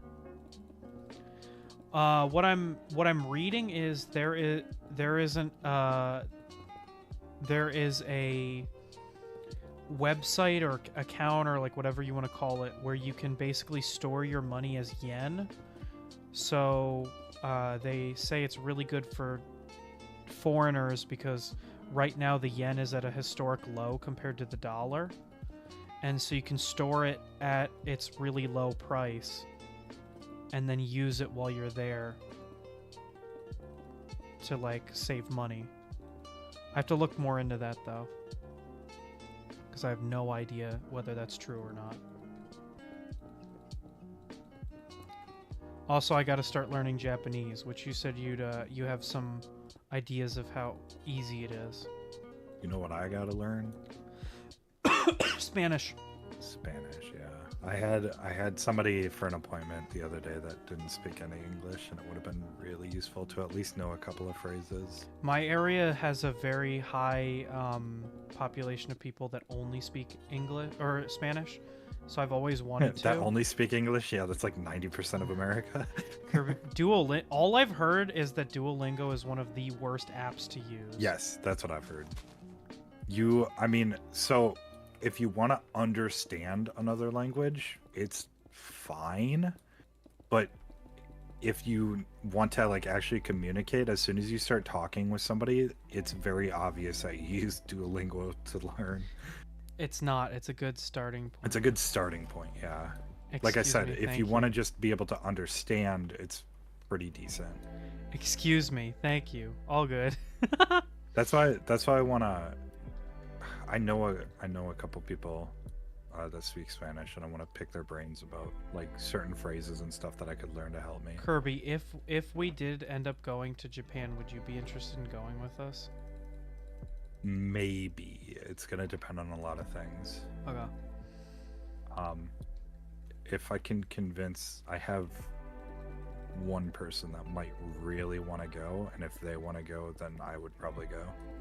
Because it's the group that we're looking. Another thing that we might run into, I didn't think we'd ever run into this issue, but maybe we would if we keep adding more people to it, is big groups. I've heard there's like a golden ratio, or not golden ratio, there's like a normal distribution curve for like number of people in your party. How big the group, yeah. Yeah, it's like going as like an individual is really hard, but going as a huge group is just as hard, if not harder. It kind of like has that normal distribution curve. That's why I'm like, I've heard it's like I don't know. 5 is like around the sweet spot. Yeah. But I might be just making shit up. So no, that's what I know. heard. Like something like 4 to 6 or something like that. But my sister, Mike, and I want to go. That's 3. Tim would be 4. So. And then if I went and brought one more, that would be probably teetering on the big side. But that's why I'm saying, like, I don't, like, I know the person, if I asked them, they would want to go. But another thing to consider is if we're going in groups, we could split off. Like if Tim was there and was like, oh, I'm just going to come up with examples. I'm not saying this is at all true, but if we went and we were like, oh, Tim really wants to go to the aquarium, but Ace doesn't, then we could like split off for a day. You wouldn't want to go to an aquarium? No, I would go to the aquarium. That's why I said it's just an example. But I couldn't think of anything else. Tim wants to go to the Osu Museum, and Kirby isn't really interested in going. Then maybe that day we're not together. What's so planned? See, the problem is I want to go and do everything, like everything. So it's like I don't know what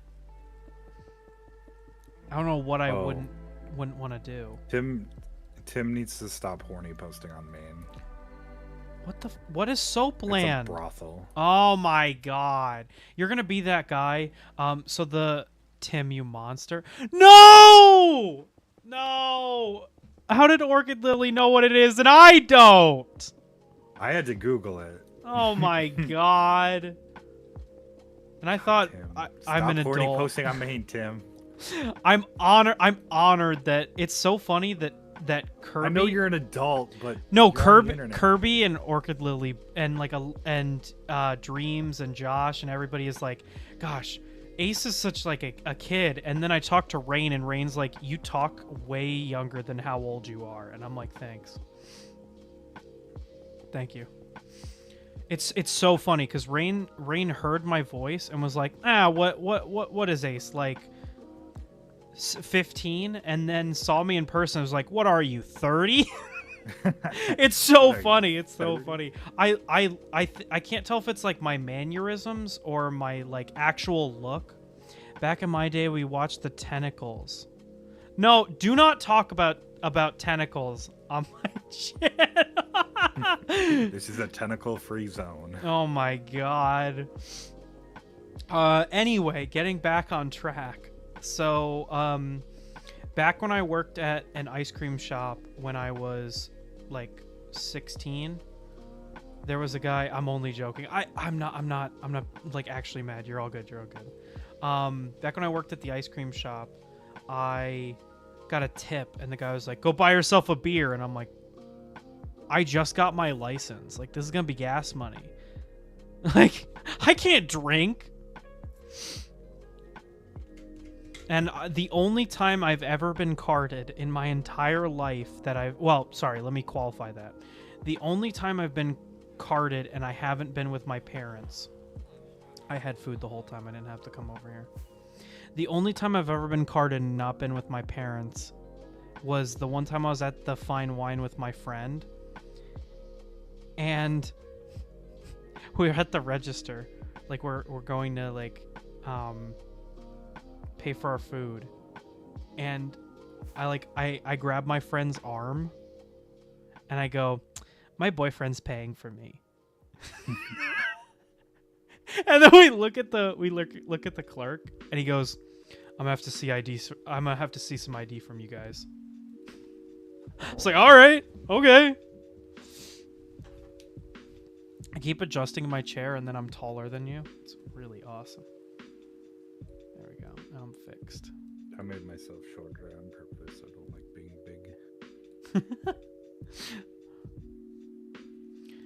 But yeah, I really want to. So there's like a bunch of places I want to go to in Japan. I think the pretty obvious ones. I really want to go to Universal and see Nintendo World. It's not uber important because as we get closer to it debuting in Florida, and the Florida one is set to be like the best one to go to, I'm not as worried about seeing it. It's not like a deal breaker. What are some other like big things? All I can think of are like the small things that I'm interested in. I mean, the small things add up, though.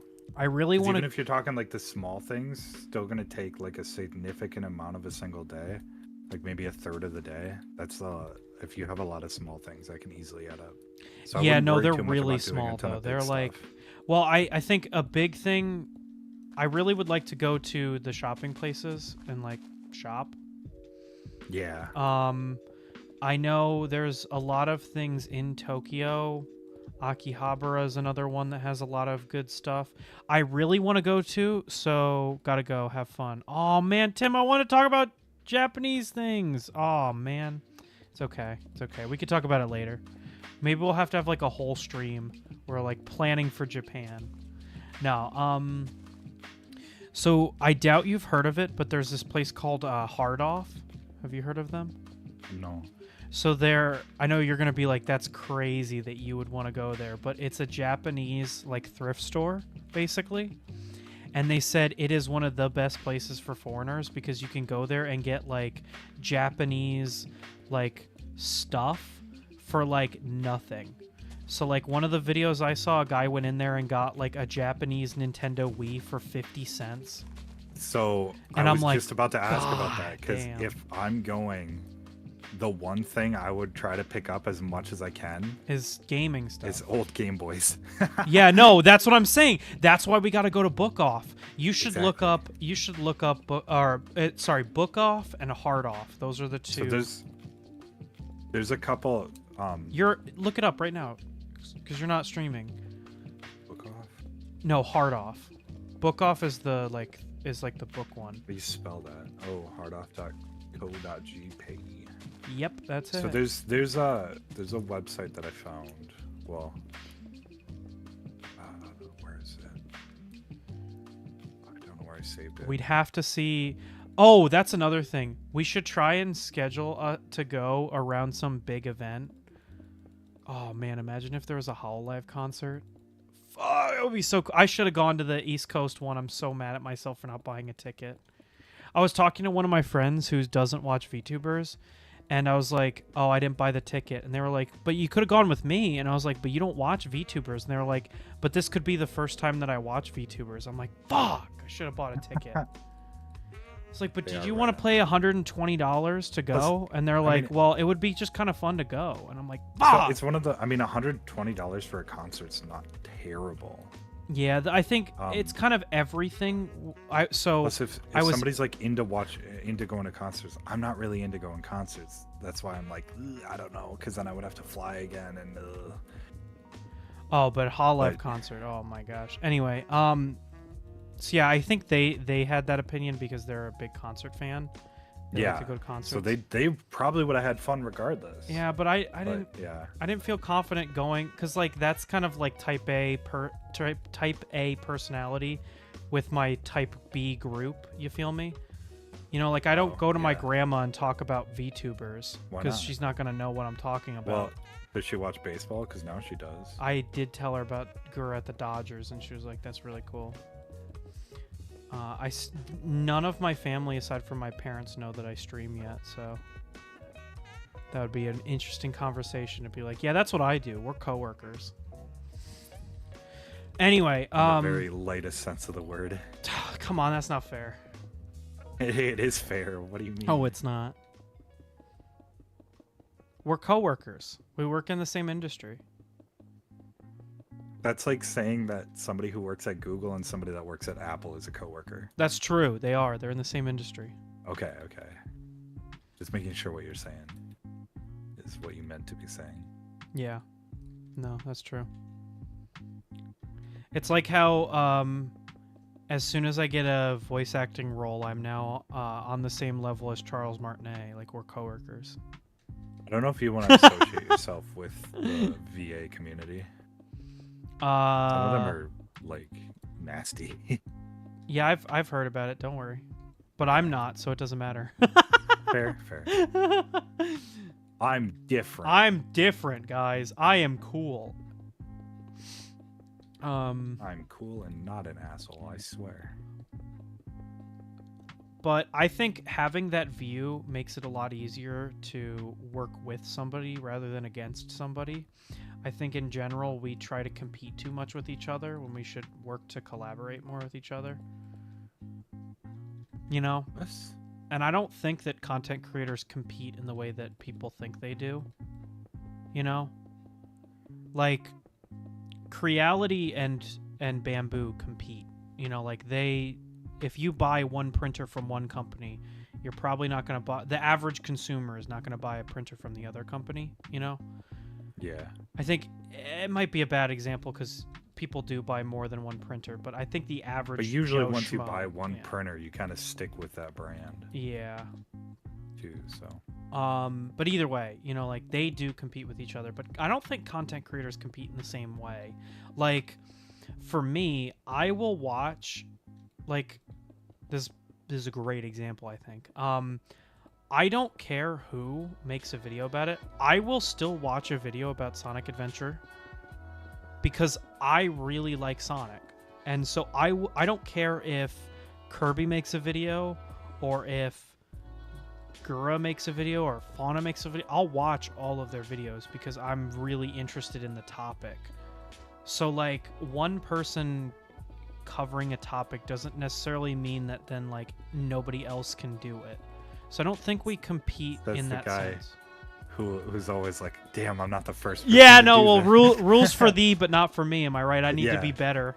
No, I'm saying that because I want to feel better about it in my heart. I agree with you though. It's one of those things where, like, a rising tide raises all ships, right? So yeah, the better the industry is doing, the better everybody's doing. It's not, you're not like strictly taking views and stuff away from somebody else when more video game watching equals more people watching your video game. That's true. Yeah. I also think that people that say that, like, the VTuber bubble don't really understand what VTubing is. Yeah. And what the market is. You know, like, people will watch what they want to watch. It doesn't really matter if you're a VTuber or a FleshTuber or, like, how you stream. I think what people mean when they say the VTuber bubble burst is close is that VTubing used to be a niche in and of itself, but now it's a genre. And so now you can't just be a VTuber. You have to have a separate niche while also being a VTuber to and if get you look just at it that VTuber way, views. If you look at it that way, I think the VTuber bubble has already burst.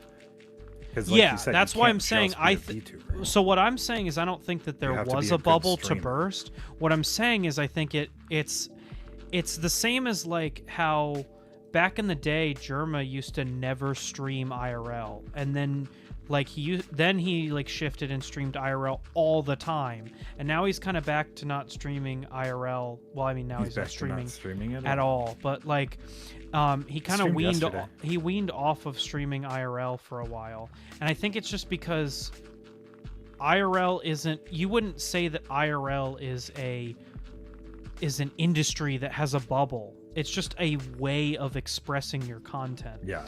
But I think what happened was a lot of VTubers started out as being idols, and then it grew outside of that space where now people like you and me can stream as VTubers. Oh, don't get yourself wrong. I definitely am trying to be an idol. So. Well, my sister keeps getting me. My viewers all want me to get a VTube model. You can join us then. Oh my gosh. I've got to get Orchid Lily in the Discord. Collaboration. But anyway, I think that VTubing has always been akin to like a webcam in what it does for your channel, where it's just a different way of expressing yourself. It doesn't inherently lead the content in the way that I think people think it does, you know? Yeah, I think for a very brief time it did, just because it was this new thing that not many people had seen. Yeah, but it very quickly turned into, think about, you're not a VTuber, you're a streamer. You just show yourself differently, and you still have to be a good streamer to get views and stuff. You can't just. And I think that's the case with every single thing in content creation. Like back in the day, video essays used to be like this new thing, and so you could write a video essay on literally anything, you know. But now it has to be on Sonic. And now it has to be on Otherwise, Sonic for me to watch. Ace won't watch it. Yeah. No, now you have to make. Now it has to be like interesting. No, now you have to have an actually good way of talking. Oh, you know what I hate most? You have to be persuasive. Yeah. No, I said that, and the video essay is probably an awful example for what I'm talking about, because I think we're kind of still in that area. My computer tries to crash when I do complicated things like having Discord open. Oh yeah. No. Sounds like Kirby with his internet. Well, yeah, except it's my internet. My computer's fine. My computer's great. I'm still mad I didn't get the Sonic motherboard. But now that I'm hearing all this stuff about Intel chips, I'm like a little bit more... yeah, the crashing and stuff or whatever. Yeah, it's because... And I've heard it's because of the... Whatever the thing is that the lever that holds the CPU in place. That's a different issue, but that is also an issue. Oh. Well, I saw one big tech channel was like, this might be the reason for why all these things are crashing, is because they're not getting full connection into the ports. No, that's a completely different issue. The crashing is some error in the microcode.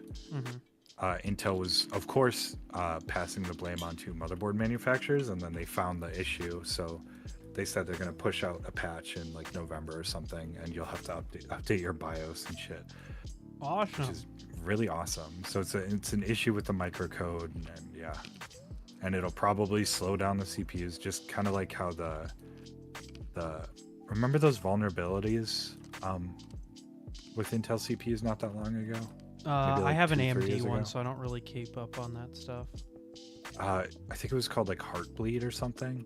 No, but it was an issue with the predictive stuff, where you could leak like memory addresses and stuff by using the predictive things on the CPU. So Intel had to patch it, and it. Is that like AI, like model predictive, or is no? It's like if you're doing a lot of calculations, which your computer always is, a lot of times the calculations end up being the same over and over and over, and the CPU will sort of manage that and sort of remember what previous calculations were, and it'll be able to predict like when you write code, you write it with a bunch of if statements. So if this, then do that, or do something else, right? The predictive stuff would basically pre-calculate the branch that you would be going down, and be able to return an answer faster because it's already pre-calculated.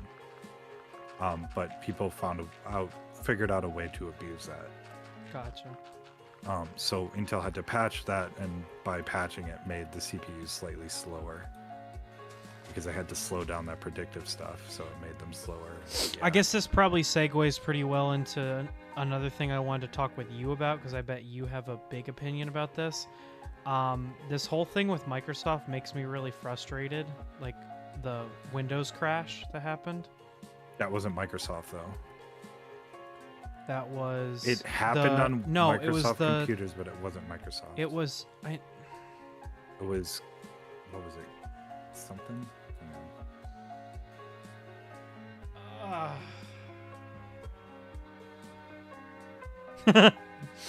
It was like the security, Yeah, I'm trying to. which Microsoft owns. CrowdStrike. Microsoft owns that company. Do they? Yes, that's why everybody was saying Microsoft's shit crashed, because they own that company so that they can specifically do exactly what they failed to do, which is they keep shit safe. It is not owned by Microsoft. That's what it said online. It's owned by 43.73% of the company stock is owned by institutional investors. 22.19% is owned by insiders, and 54% is owned by public companies and individual investors. So nobody has a controlling stake over it. Gotcha. It is not owned by Microsoft. Gotcha. It's just Fake news. What can I say? The error was that. So it's used on multiple different operating systems, and they've had issues in the past with Linux system causing kernel panic, which is basically blue screen of death for Linux, but it's a little bit easier to solve because Linux is more open, so it's easier to solve that kind of stuff.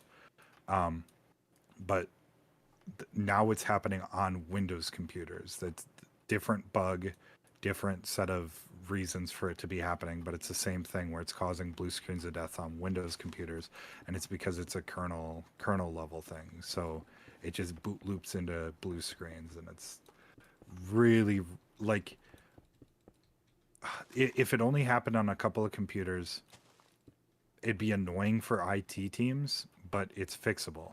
The problem is it was happening on every single computer at companies that were using it, and it's a manual fix. So the IT team is working their butts off trying to fix it all, because they have to actually go in and physically mess with every single computer that has it. Yeah. Which is a big pain in the butt, because you can't remote into it. You actually have to be there physically. Yeah, I think it reminds me of when there was during COVID, when there were all the shutdowns of companies, and we realized how every single like modern day tech appliance requires chips that only one factory in the entire world makes, and so like everything was doomed because they all required those, like cars, like small appliances, obviously like phones and computers required them, but like everything. And so like everything was affected, like airlines, computers, like all this stuff. You know, if you worked at, like, my mom works for for my university, and even her computer was like got messed up. Their flight back from Florida they were worried it was going to get messed up because the place was closing them down. And so to me it's like, I mean, Delta is still down, I think, as of like last night at least. Yeah, no, I was talking to somebody else, and they were saying it might be months before everything is back up to normal. Before it's fully back up. And how long was it? It was like a 30 minutes that it was down before they had the fix out. Like they had figured out what the fix was to like roll it out. Yeah. It wasn't a lot of time. I don't know if I got it right, but I heard it was like a half an hour. It was not a lot of time. It was a very easy fix, because all they got to do is roll back the update. The problem is that the computers have to manually do it. But what the thing to me that I was like, that I thought was scarier, is all of that stuff in our entire like infrastructure is based on one like point. So like now that people know that, like how long is it until like we have like someone malicious specifically target that like one pain point? They already are targeting it, and that's why. So I don't know if I talked to you about this, but I've definitely brought stuff like this up to you. That's why I'm terrified of kernel level anti-cheats. Oh yeah, because it takes is one malicious actor, and it's the same thing. They have kernel access to your computer, and it's over. And so many computers run Easy Anti-Cheat. If Easy Anti-Cheat ever gets compromised in a way that lets them do stuff like what happened to CrowdStrike. What was it called? CloudStrike. CrowdStrike. If the anti-cheat gets compromised in a way that lets them have access like that, ooh, there's a lot of people's computers are going to be messed up. Yeah, yeah. It's kind of spooky to me, and I mean, if you can be cynical about it, it really bothers me that like. So I look at it more like this is kind of going to be like a little bit of a political take. I apologize. I don't like to have political takes, but you saw how quickly the government like rallied behind getting mad at TikTok because it apparently sells our information to China. But now the entirety of most of the federal government, because airports are considered federal, like that's one of the reasons why they were down, is because they have governmental ties. All of our government could be shut down if something like this happens again by a malicious act that's not just a faulty update. And like, I haven't heard a single thing from a politician about it. We're lucky it was a faulty update. And not that's what I'm somebody saying. Like, malicious. imagine if it was someone actively targeting it, trying to knock down our system. We'd be like screwed. There's nothing we could do. But God forbid an app, takes the data that that you share certain videos or stuff like that. It's kind of frustrating to me. But I think it's because the company's American. So like, why would they get mad at them? That's the only way that I could think of it. Because why else would no one talk about it? I don't know. That's the one thing that kind of bothers me. And but it sucks because they're probably not going to be held criminally liable for this. The only thing that's going to happen from this, and hopefully it does happen, is that they get sued like hard by the companies that were affected. Because that's a lot of money and IT staff and everything. And they're just like, oopsies, sorry, we didn't know. And it's like, GG's here, everybody. Kirby actually said he hates the model, and he also hates you. That's not true. This is not true. He's lying. I think he likes it. He said he watched the stream, but he didn't respond. I like it. It's cool. It's got a pretty unique style to it. I really like it. That's what I'm saying. So, maybe later I could send you some of the like sketches that she did, and I can't say we because I didn't do any work, but she and I like workshop stuff back and forth. One of the reasons why I pushed the stream back a week is because Gigi ended up rebuilding the model from scratch the week of, because I was like, it's not really working out. It's just like, yeah, I know. And I was like, what if you just gave me sketches and I like made a 3D model in Blender and I skipped Live 2D and went straight to 3D? And she was like, okay. And she drew up the sketch and she was like, actually, the sketch is better than... Like, this sketch is really good. Why don't we just go with this? And so that's what we ended up doing. Because originally I was going to make like a fully 3D model. I know some people, to kind of get better at Live 2D and like rigging and stuff, they'll actually use 3D models as like references for... Yeah. So having a 3D model wouldn't be a bad idea, but yeah. what Gigi and I are working on now is like some of the, since we were kind of behind the gun, because literally like, so I debuted on Tuesday the new model. On Saturday we were still, I think the final model got finished on Monday, but she was still doing the eye rigging on Saturday. It was like the final like hair and everything else. See, look at me go. That was getting done on Monday, like right before I debuted. Because I had to film some video for the stream. Just like I need it done on Monday so I can tinker with it. But did you get to see the whole model? No, I did not. I Okay, just popped in for a little bit and watched. Okay, I'm gonna get into a place where it looks cool. Like I don't know if you saw it. I don't think you... at the end of the stream, I like started jumping along with Luigi.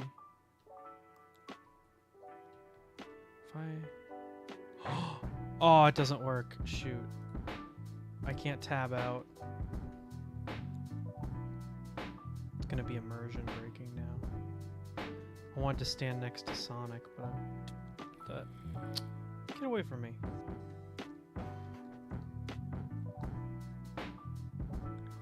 There's so many memes I want to make, and I know you won't get them. You're back? Yo, we can talk more about Japan. I'm about... Tim, were you here for my new model debut? I wanted to show off my model for everybody that wasn't there for it. Okay.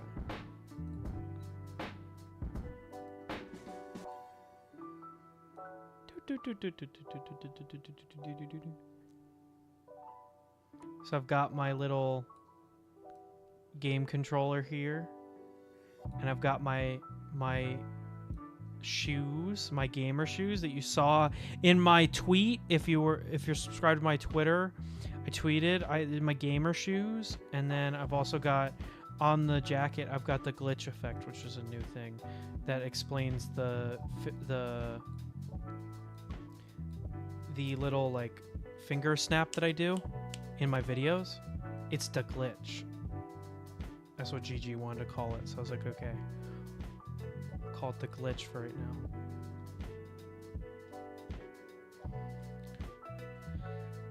See, I love it because it's unique. I was like, I don't want to do just like another anime guy or girl. I want to be just an anime person. And I was like so excited because I was like, I get to be a gamer.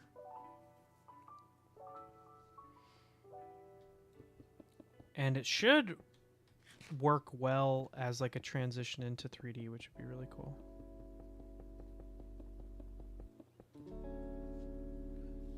Okay, so now that Tim's back, we can talk more about Japan. Tim, was there anywhere in Japan that you really wanted to go to, big or small? Other than a brothel? Yeah, please please nothing you buy on the stream. You're gonna be like in the Hololift Discord, a bunch of guys went and they bought a prostitute. They were like, oh, it was so great, it's the first time. I'm like, ah! Not really. Oh, damn. I don't know if you've ever heard it. Well, I really want to go shopping. There's a bunch of places that I want to go and like shop. I gotta get Hololive merch. Like, that's the big thing. I won't have to pay for shipping or import fees. I can get Hololive merch at an affordable price. Yeah, you just have to pay for a plane ticket, a couple nights at a hotel. Well, see, so here's the thing is when you're like, oh, going to Micro Center is like blah, blah, blah. Gas, tolls, all that, free. Free. Doesn't matter because if I'm going in person, it's free. Anyway.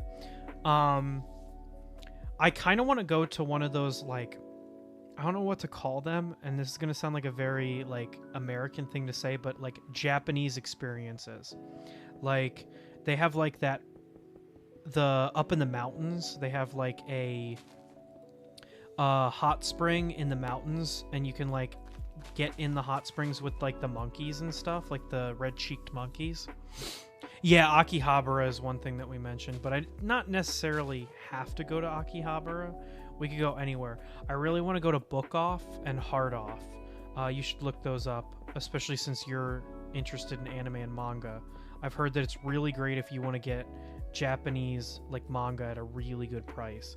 It's like a thrift store chain. It's basically like, from what I've heard, Japanese Goodwill, but not as evil as Goodwill is. Something historical, something popular, something active. Yeah, I really would like to go to somewhere historical. There's a lot of shrines and stuff to go to. But they've said that they kind of don't like... Japan kind of doesn't like people going to the historical sites. They want you to go to, like, other places, from what I've heard. Now, again, that could just be people being people online and being like, well, don't come here. I think it depends on the site that you're going to. Make sure you're more experienced. If it's like pretty clearly a tourist trap, that's probably okay. Yeah. But I wouldn't like go out of your way to find a place where like you're the only white person there. Yeah. Because that might be seen as disrespectful and like that's like the last thing you want to do. The one place where you can like view the mountains, they put up a building to ruin the sightline because so many people were like stopping traffic to get pictures and stuff. Bouldering? I I don't know what that Oh, is. Tim's big into bold. It's like rock climbing, but slower and more technical. Gotcha. It's like if rock climbing was just like 2 or 3 really hard positions, and that's it. Interesting. I used to be into rock climbing because my college had a rock climbing wall, but I've not been into it since then. Since I've got those huge shoulders, I can really pull myself up. Yeah, historical cultural is also a really big thing. Yeah, no, when I was in Scotland and Egypt, that was a big thing that I wanted to do.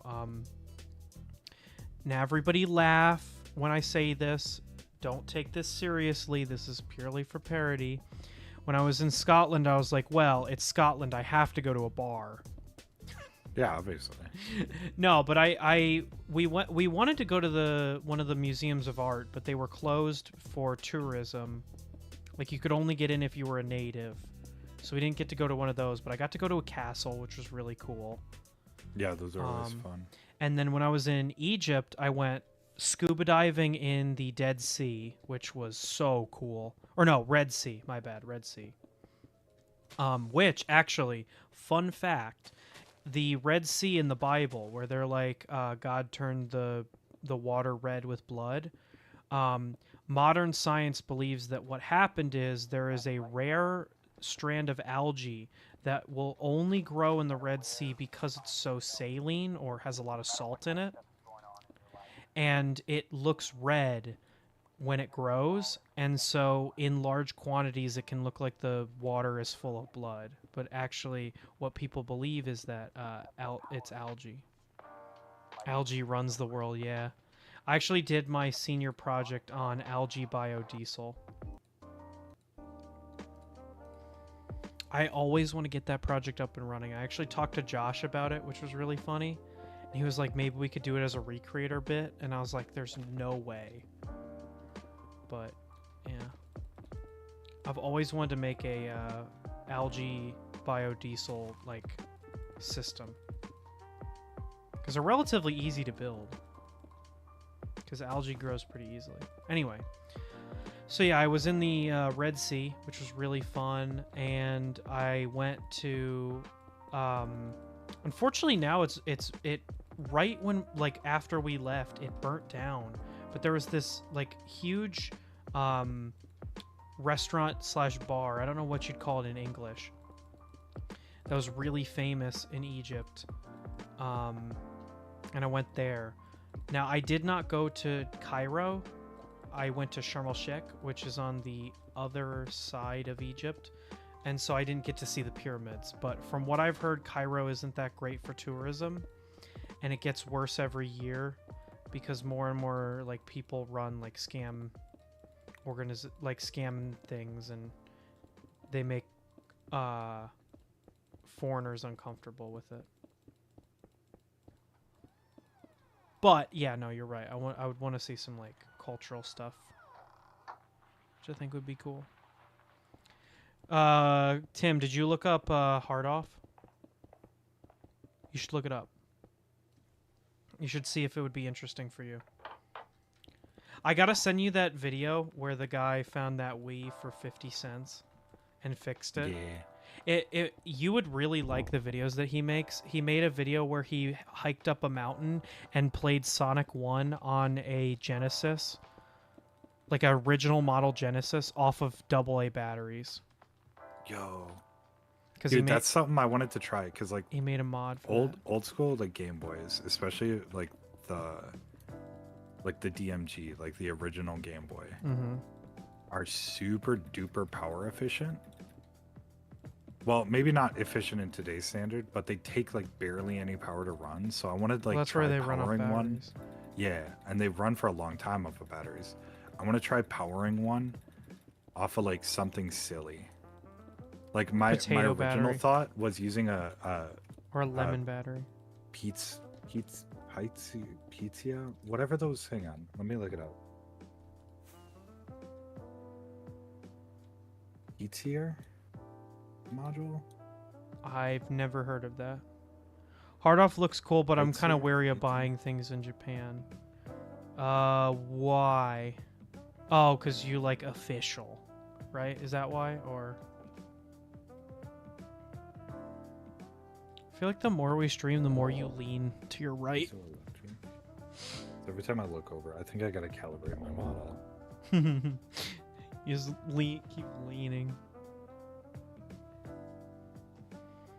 Cause flying. Piezoelectric? Explain. Oh, piezometric. I know exactly what you're talking about there. Yeah.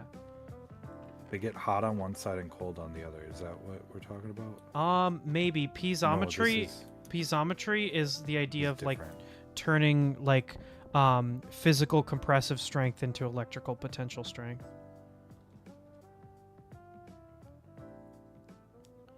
No, that's something else then. Okay. Like piezometry is like what's in my car for the regenerative braking.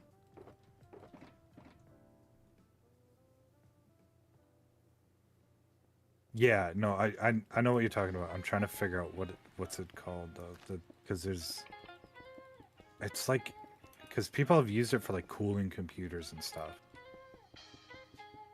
But you can use it in reverse. Like when you supply power, it gets hot on one side, cold on the other, and you as long as you keep the hot side like at a reasonable temperature by like using heatsink on it or something, you can keep the cold side cold.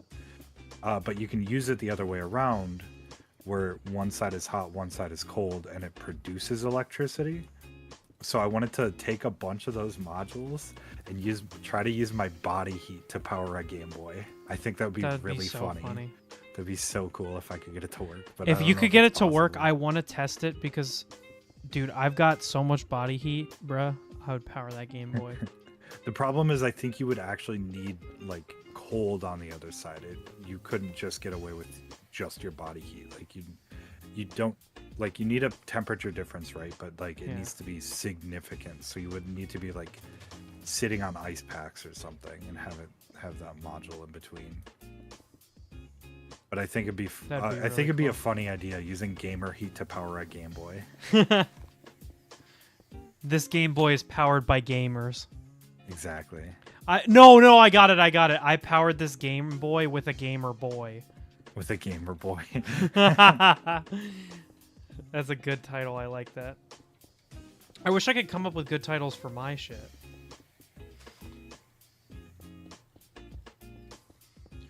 Also, I was able to get away with titling my most recent video a sustainability video because I was using filament that would have otherwise been thrown away. So it's like sustainability, baby.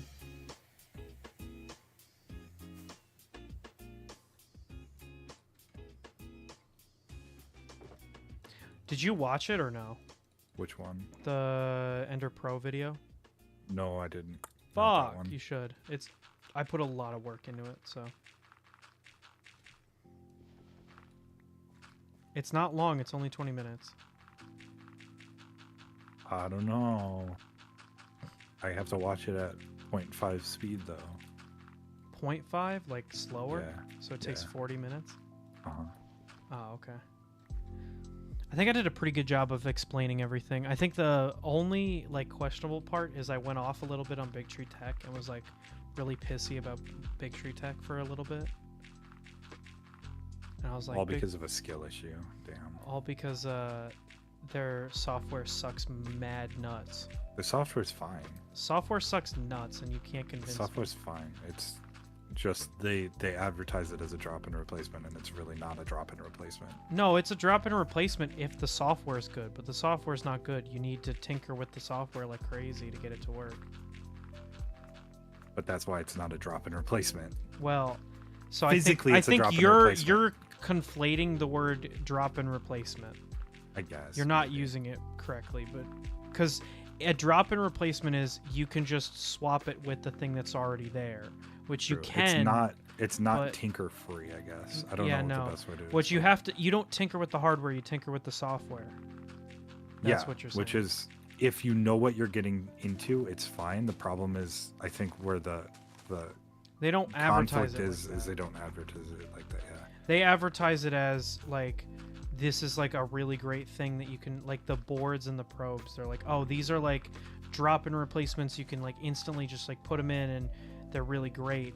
And all the people that review them know how to code for them, so they don't notice that kind of stuff. Because they're like, oh yeah, you just make flash a new firmware real quick. yeah, and you're like, where do I get the firmware? And they're like, oh, you have to make it yourself. And it's like, what? Like I have to learn how to code Marlin to use this board? That's crazy.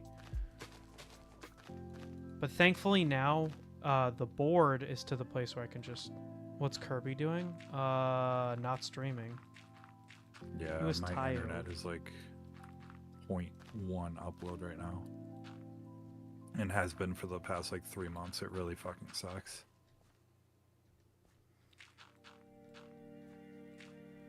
Oh, did I tell you that the fiber install got delayed? No. And might not ever happen. Might not ever happen. Yikes. Yep. Rip Kirby's VTuber future, I guess. My future plans are crumbling. I'm sure somebody will eventually put fiber in, but that just sucks. Oh, what's he doing on the server? No clue. I think he's probably just lobby crafting. No, I'm replacing barrels with composters. You wouldn't understand. There, that should be easier on the server. I finished. Oh, you're fixing the item sorter, right? I mean, it was already fixed, but I made it theoretically more efficient or lighter on the server. Alright, where's my phone? There it is. I want to make one more pixel art before I go for today. Because I think it would be kind of cool. Holy shit, I got so many texts. Holy shit. Fuck. I gotta end the stream right now so I can answer my calls and texts. Who do I want to make? I'll make you.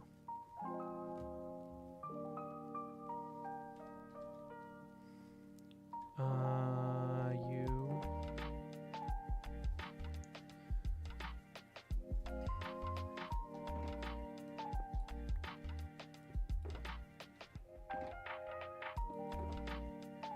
Shoot, I need gray concrete.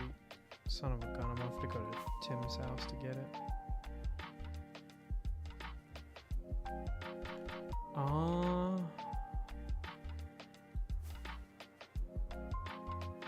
trying to think of where I should build this. I kind of want to build it on top of Tim's house. Do you think he'd like it? Yeah. Wait, you have the what's it called? The what? The perimeter. Do it. Okay, I'm gonna do it. You Yeah, building but on top or like on the side of his house? Which would you like, Tim? You do it on the side. What I like doing is building it just as like each block is one block, and then building it on the perimeter as each block is 4 blocks.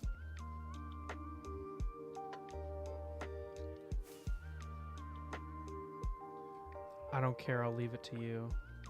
Replace like where the Among Us guy is, replace that. with It's the too art. big. Is it? How big is it? Let me count. 1, 2, hold on.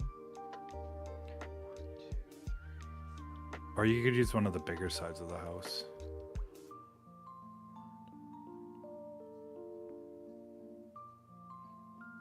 $20 blocks high. How many blocks wide?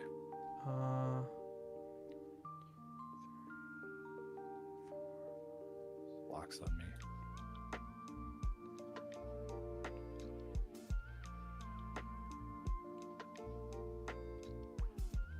This is 21. This side is like 20 blocks tall. You might go a little bit over the roof, but Okay. or even I kind of want to put it on the roof because then you'll see it. Yeah, but then it's kind of like sticking up in the air. Yeah, it's sick. All right, go for it. Okay. Alrighty. Oh man, I can't make it. Oh man. I downloaded Grammarly just like once to use a to do a paper. They have been emailing me for like 3 years. That sounds about right. I cannot stand these companies, bro. So I don't like using stuff that is advertised by YouTubers because you know they have a giant ad budget then, and the product's probably not. Okay, but that like I good. didn't get it because of YouTubers. I got it because my dad told me it was really great for editing my thesis, or I used it to edit my research. Bruh, it's gonna float. Cringe. Could you do me a huge favor?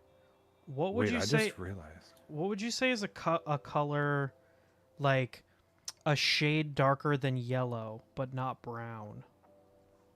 What would be a good replacement for that color? Like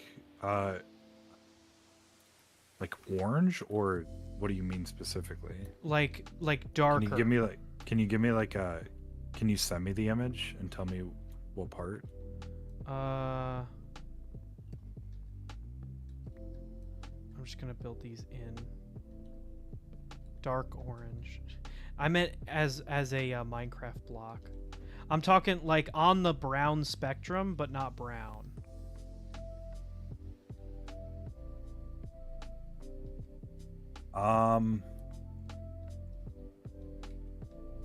Maybe like terracotta, Honey. not glazed terracotta, just like. Honey's hard to get. I might just do it in all yellow and then see how you like it. And if you don't, then I can replace it with some darker. Could you sleep? Yeah. It's dark as hell up here. I think as soon as I start building this, you're gonna know exactly what it is. It's Marge Simpson. It's Margle Simpson.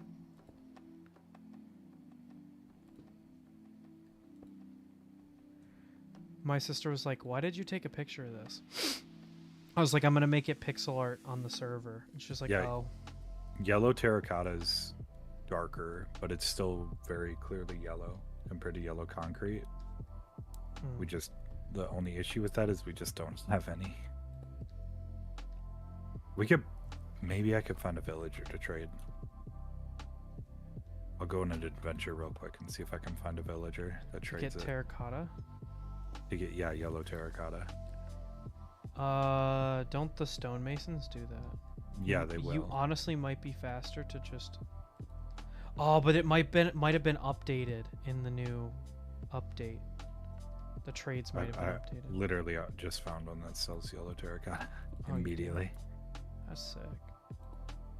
Let's see if there's any more, so it's not as slow. How many do you need? Probably like a stack.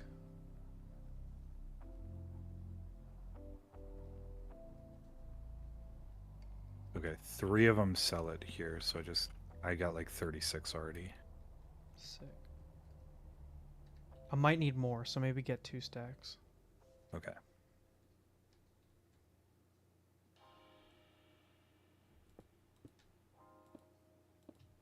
I fear you're gonna know exactly what I'm making as soon as I make it. Good a minion. No, I already made a minion. But you can make more minions. I do have another template for a minion that I made, but I was gonna save that for another stream. Oh, that's shit. That's right. I know what I was gonna make. Damn. All right, I'll make it later. I'll make it on next week's stream.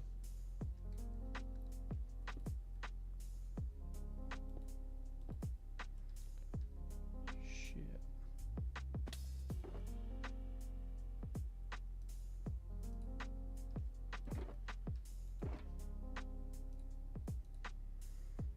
Brown. I'll get some more yellow. Oh, I need white. I need red. And I'll get some more black.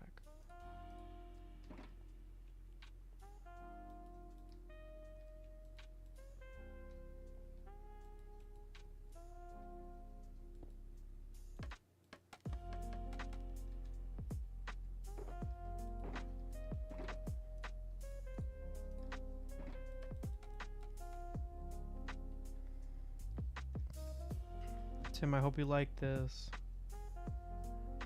Tim Doko.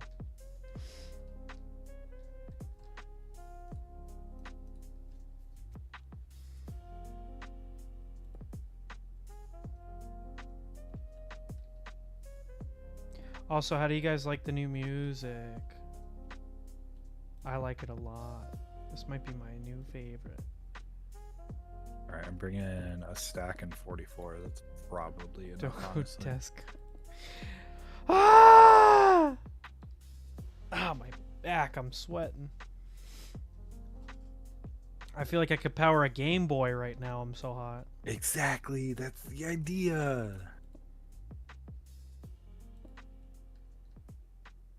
You just can't steal my idea now. I don't know how I would. Exactly. I feel like I could start easier though, like powering a Game Boy off of like potato batteries. I feel like that's possible. I want to do. It's going to be a lot of them, but it's possible.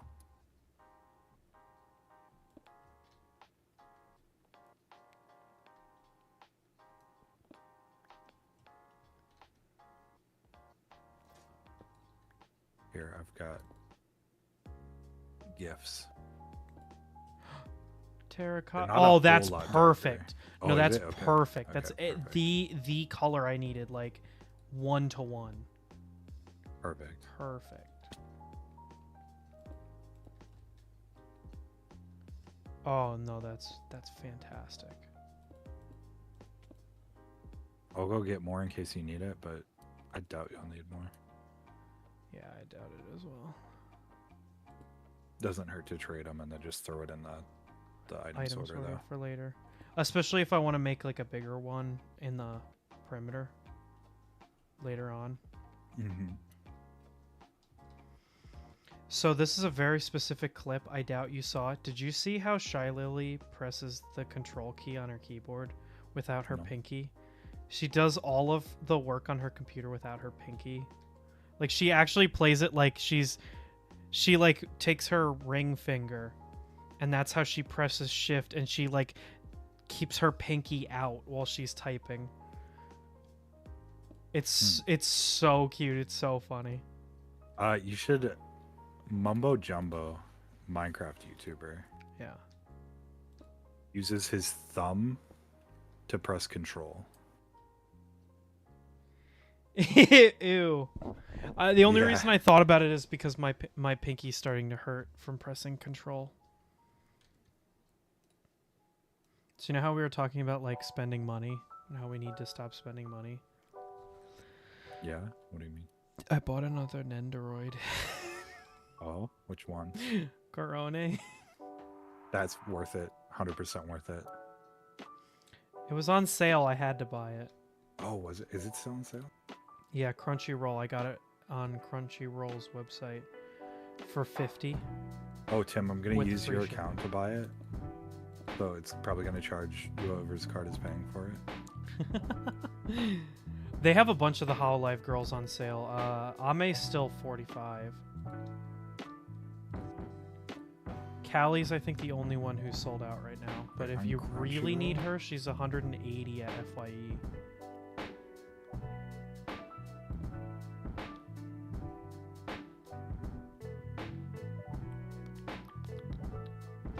Like on their store. Crunchyroll? Yeah. Yeah, Crunchyroll store.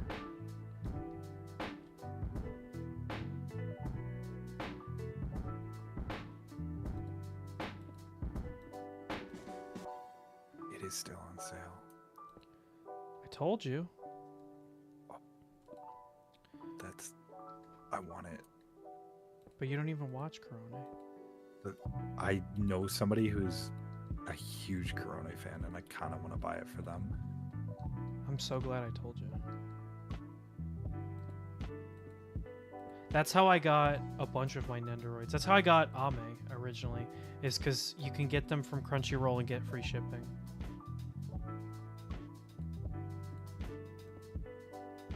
What's the about, Tim? Sorry, I've been looking down at my phone to get. Because I said I was going to buy it on his Oh, account. on his account. But the store is separate, Tim. Don't worry. But it will, if depending on which type of Crunchyroll he has, you get free shipping and a percentage off. Oh, premium members save more, get free shipping. Exactly. See? I don't think he's a mega fan, so he doesn't get Well, it off, doesn't but- matter. On sales, you don't get percentages off anyway. So Corone is that price. In stock, minimum 3 units per customer. I'm kidding. It's maximum. Minimum. Oh, for me it was 4. They must be running out.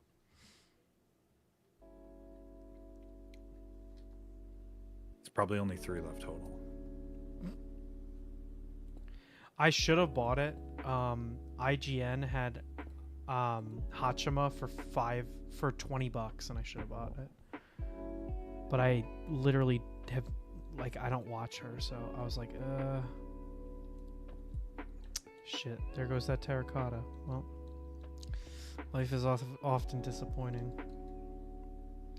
All right, so 1, 2, 3, 1, 2, 3, 4, 5. 4,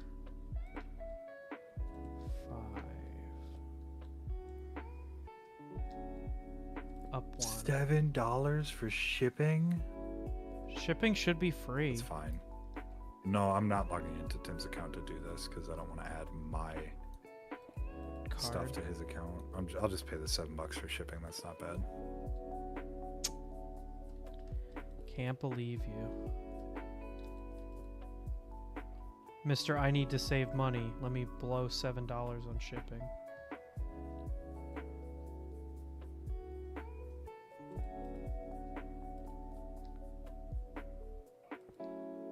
I'm blowing $50 on I can something buy I'm gonna it. give to somebody else. Wait, Tim said he can buy it and you can Venmo him. I'd rather just buy it. It's fine. $7 isn't gonna kill me. You heard it here, folks. First, folks, you can steal from him as long as it's under $7. It's your $7. I'm only saying that, Tim, because I already bought it, so I don't want to go back and cancel the order. I'll just whatever. It's fine. It's worth it. Knowing who this is going to, they'll be very happy to receive it. So It should have been me.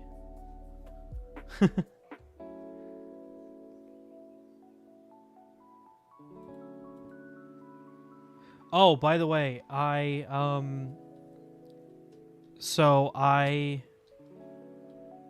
Kirby, I sleep with the gorilla pillow you got me like every night. nice, nice. Oh, it's so nice. I've got the perfect setup for my back ever since I was at your brother's house with that body pillow that he had. Yeah. Holy I got one for myself. Game My back changer. has felt like I haven't had back trouble in like months. It's been actually game changing. It's crazy what like properly sleeping can do for you. Real and not true. just a good position, like getting a good amount of sleep too.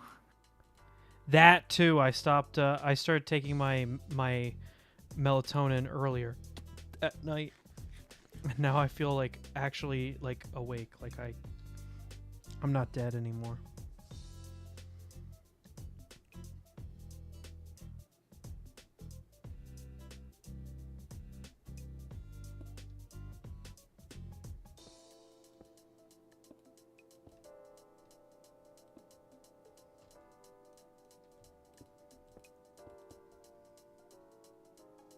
Oh, this is supposed to be his eye. Oops. You don't get an eye.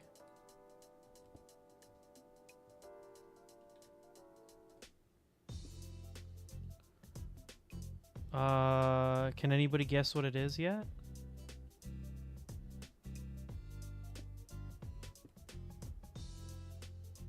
I'll give you a hint. I took this picture at Target, and Gigi asked me why I stopped in the middle of the aisle to take pictures of all the boxes.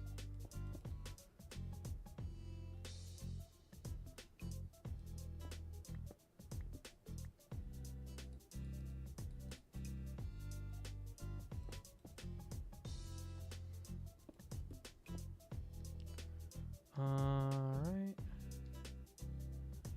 That's good. Up 2. Then up 1.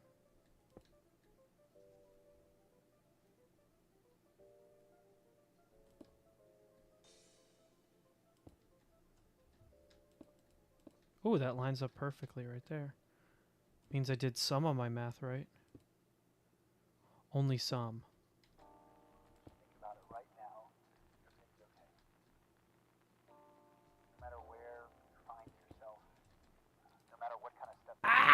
Stop playing actual voices in my music, you shit. Did you look for any other Nendoroids or just that one? Just that one. Dang.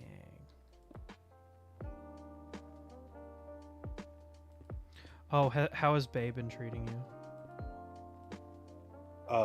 Nice. She's sitting right next to me, actually. I got her right next to my standee that I got at Offkai. That's funny. Did you get a Bae one or? The standee, yeah. Oh, So okay. I didn't know if you were actually a selling... fan. No, I am. The person that was selling the Gura one with where the stand itself actually has a cool design on it too. Also had a Bae one, so I got both of them. Oh, it turned out perfectly. Oh, beautiful. See, the terracotta worked out perfect. Yeah, exactly. That does look really good. The shading. I'm actually super excited with how that turned out. That's awesome. My only request, Tim, is actually never mind. I'm just gonna take a screenshot now before you put Among Us on it, so I can copy the design for the perimeter.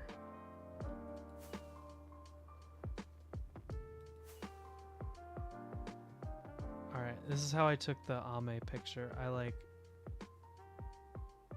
See, I feel like Pikachu would look really good on Tim's house.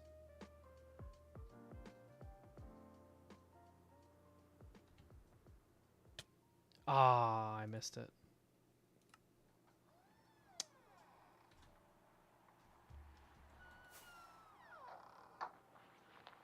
Why is this music so odd? Ah, I missed it. Oh no, I took a screenshot.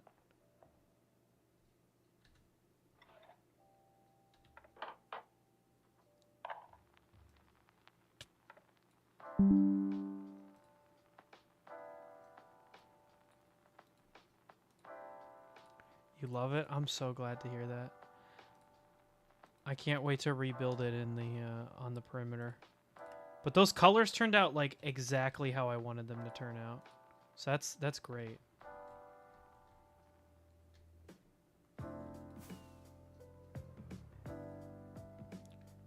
But I think, yeah, no, that turned out perfectly. It looks so cute. Look at him. Pikachu. Hey, Kirby, do your best Pikachu impression. Nah. That's okay. Nah, that's okay. Not a voice actor.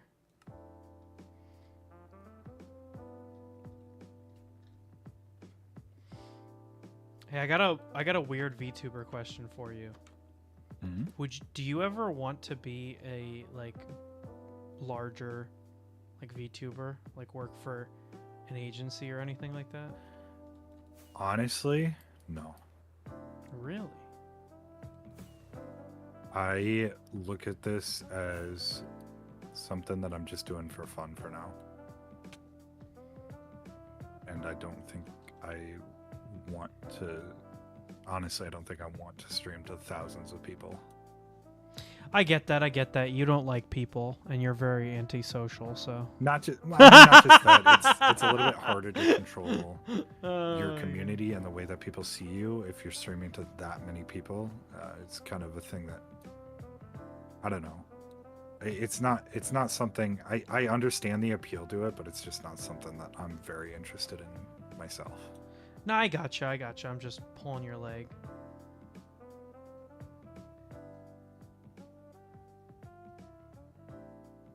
Okay, out of the Gen 1 starters, who's your favorite, Kirby?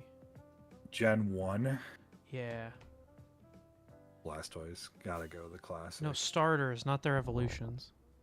Oh. Well, yeah. So Squirtle? Yeah, Squirtle. Damn, Squirtle's my favorite, though. Squirtle's pretty cute. See, I'm gonna if you were to only ask say it about here. any other gen, I wouldn't know. I only played Gen 1, 2, Oh, well, and 3, you talk about your BMG Game Boy, so I was like, he's gotta have a everybody's got a Pokemon opinion. Yeah, but that's a Game Boy is where I started and stopped playing Pokemon. Because I played it on the DS. I never had a DS. Old heads be like, I had kids when the DS came out. I mean, no, I was definitely the age to have a DS, but I mean, they were like we were getting Game Boys secondhand, and the DS just like it was always just too expensive to really justify. Well, I could never afford an Or no, original DS, but I got a I- DS Lite when it came out, and I was so Yeah. excited.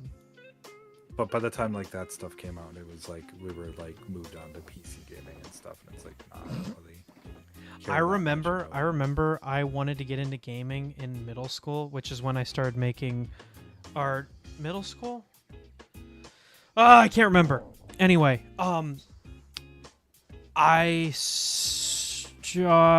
it was middle school when I started gaming more, and I talked to my friends about it, and they were like, and I was like, what computer do I get? And they're like, well, you got to build your own. And I was like, but I'm a middle schooler. How do I build my own computer? And they're like, you got to build it. And I was like, but I don't want to. And they're like, fine, then get an Alienware computer.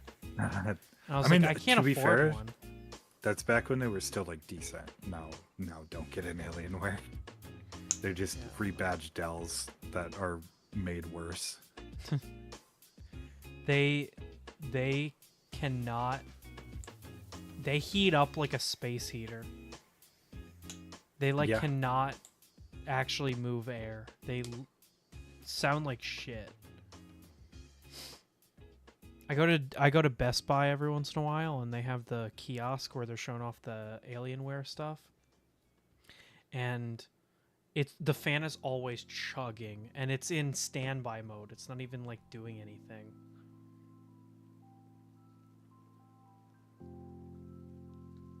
That does look sick. I mean, I just wouldn't get a laptop in general. Oh no, I meant a desktop, an But Alienware even desktop. even the desktops are just poorly rebranded Dells. Not even like the high-end Dells. They're like mid-range Dells that they threw a graphics card in and put like honestly kind of a shitty looking case in it. Yeah, the And case it looks just so doesn't bulky. flow air properly, and yeah. They don't Dell doesn't put enough as much money into the Alienware brand as they used to, so it just ends up being kind of like this half-assed sort of thing. Yeah, I figured. Well, I think this is a great place to end the stream off for today, because that Pikachu turned out really good. Now I can make all the other starters on next stream. And then I wanted to add something to one of my minions, and then if people like it, I can like multiply it. So I guess I've got the plans for next stream and the stream after. I'm gonna end off the stream here, so I can talk to Kirby. This is the first stream I'm ending on time. Holy shit! New model, new me. Am I right? Yeah. Time management. I have to. We can't talk for very long, but I have to bounce pretty quick. You would. I do. Yeah. All right, I'm gonna do my exit, and then I'm. Yeah, hold on. All right, well, thank you all very much for watching. It's always great. I'm gonna get a laptop from Costco and return it after 3 months and get my monies back. That's a funny comment. Oh, there goes Kirby. Bye, Kirby. Bye, Kirby. Bye. That's so cool. I love that. So, yeah, thank you very much for watching. It was a lot of fun streaming today. And as for me, stuff I've got going on. So I had a video come out yesterday. Got some good feedback, analytics, all that stuff on that video. Have another video coming out on Friday. Please give that one some love. It's another one I think you guys are going to like. Then on Thursday, I'll be back streaming, playing Penny's Big Breakaway. I wanted to do just like a game that I've been wanting to do for a while. I want to do some more games that like are on my backlog, so look out for those. So yeah, other than that, I don't have anything really big in terms of channel stuff.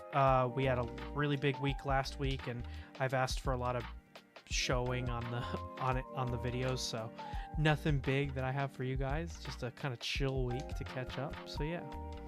All right. Well, all that being said, I thank you all very much for watching. Hey, shout out to the guy watching this VOD right now that made it all the way to this point. You're the best. All right. Take care, and I'll see you in the next stream. Bye-bye.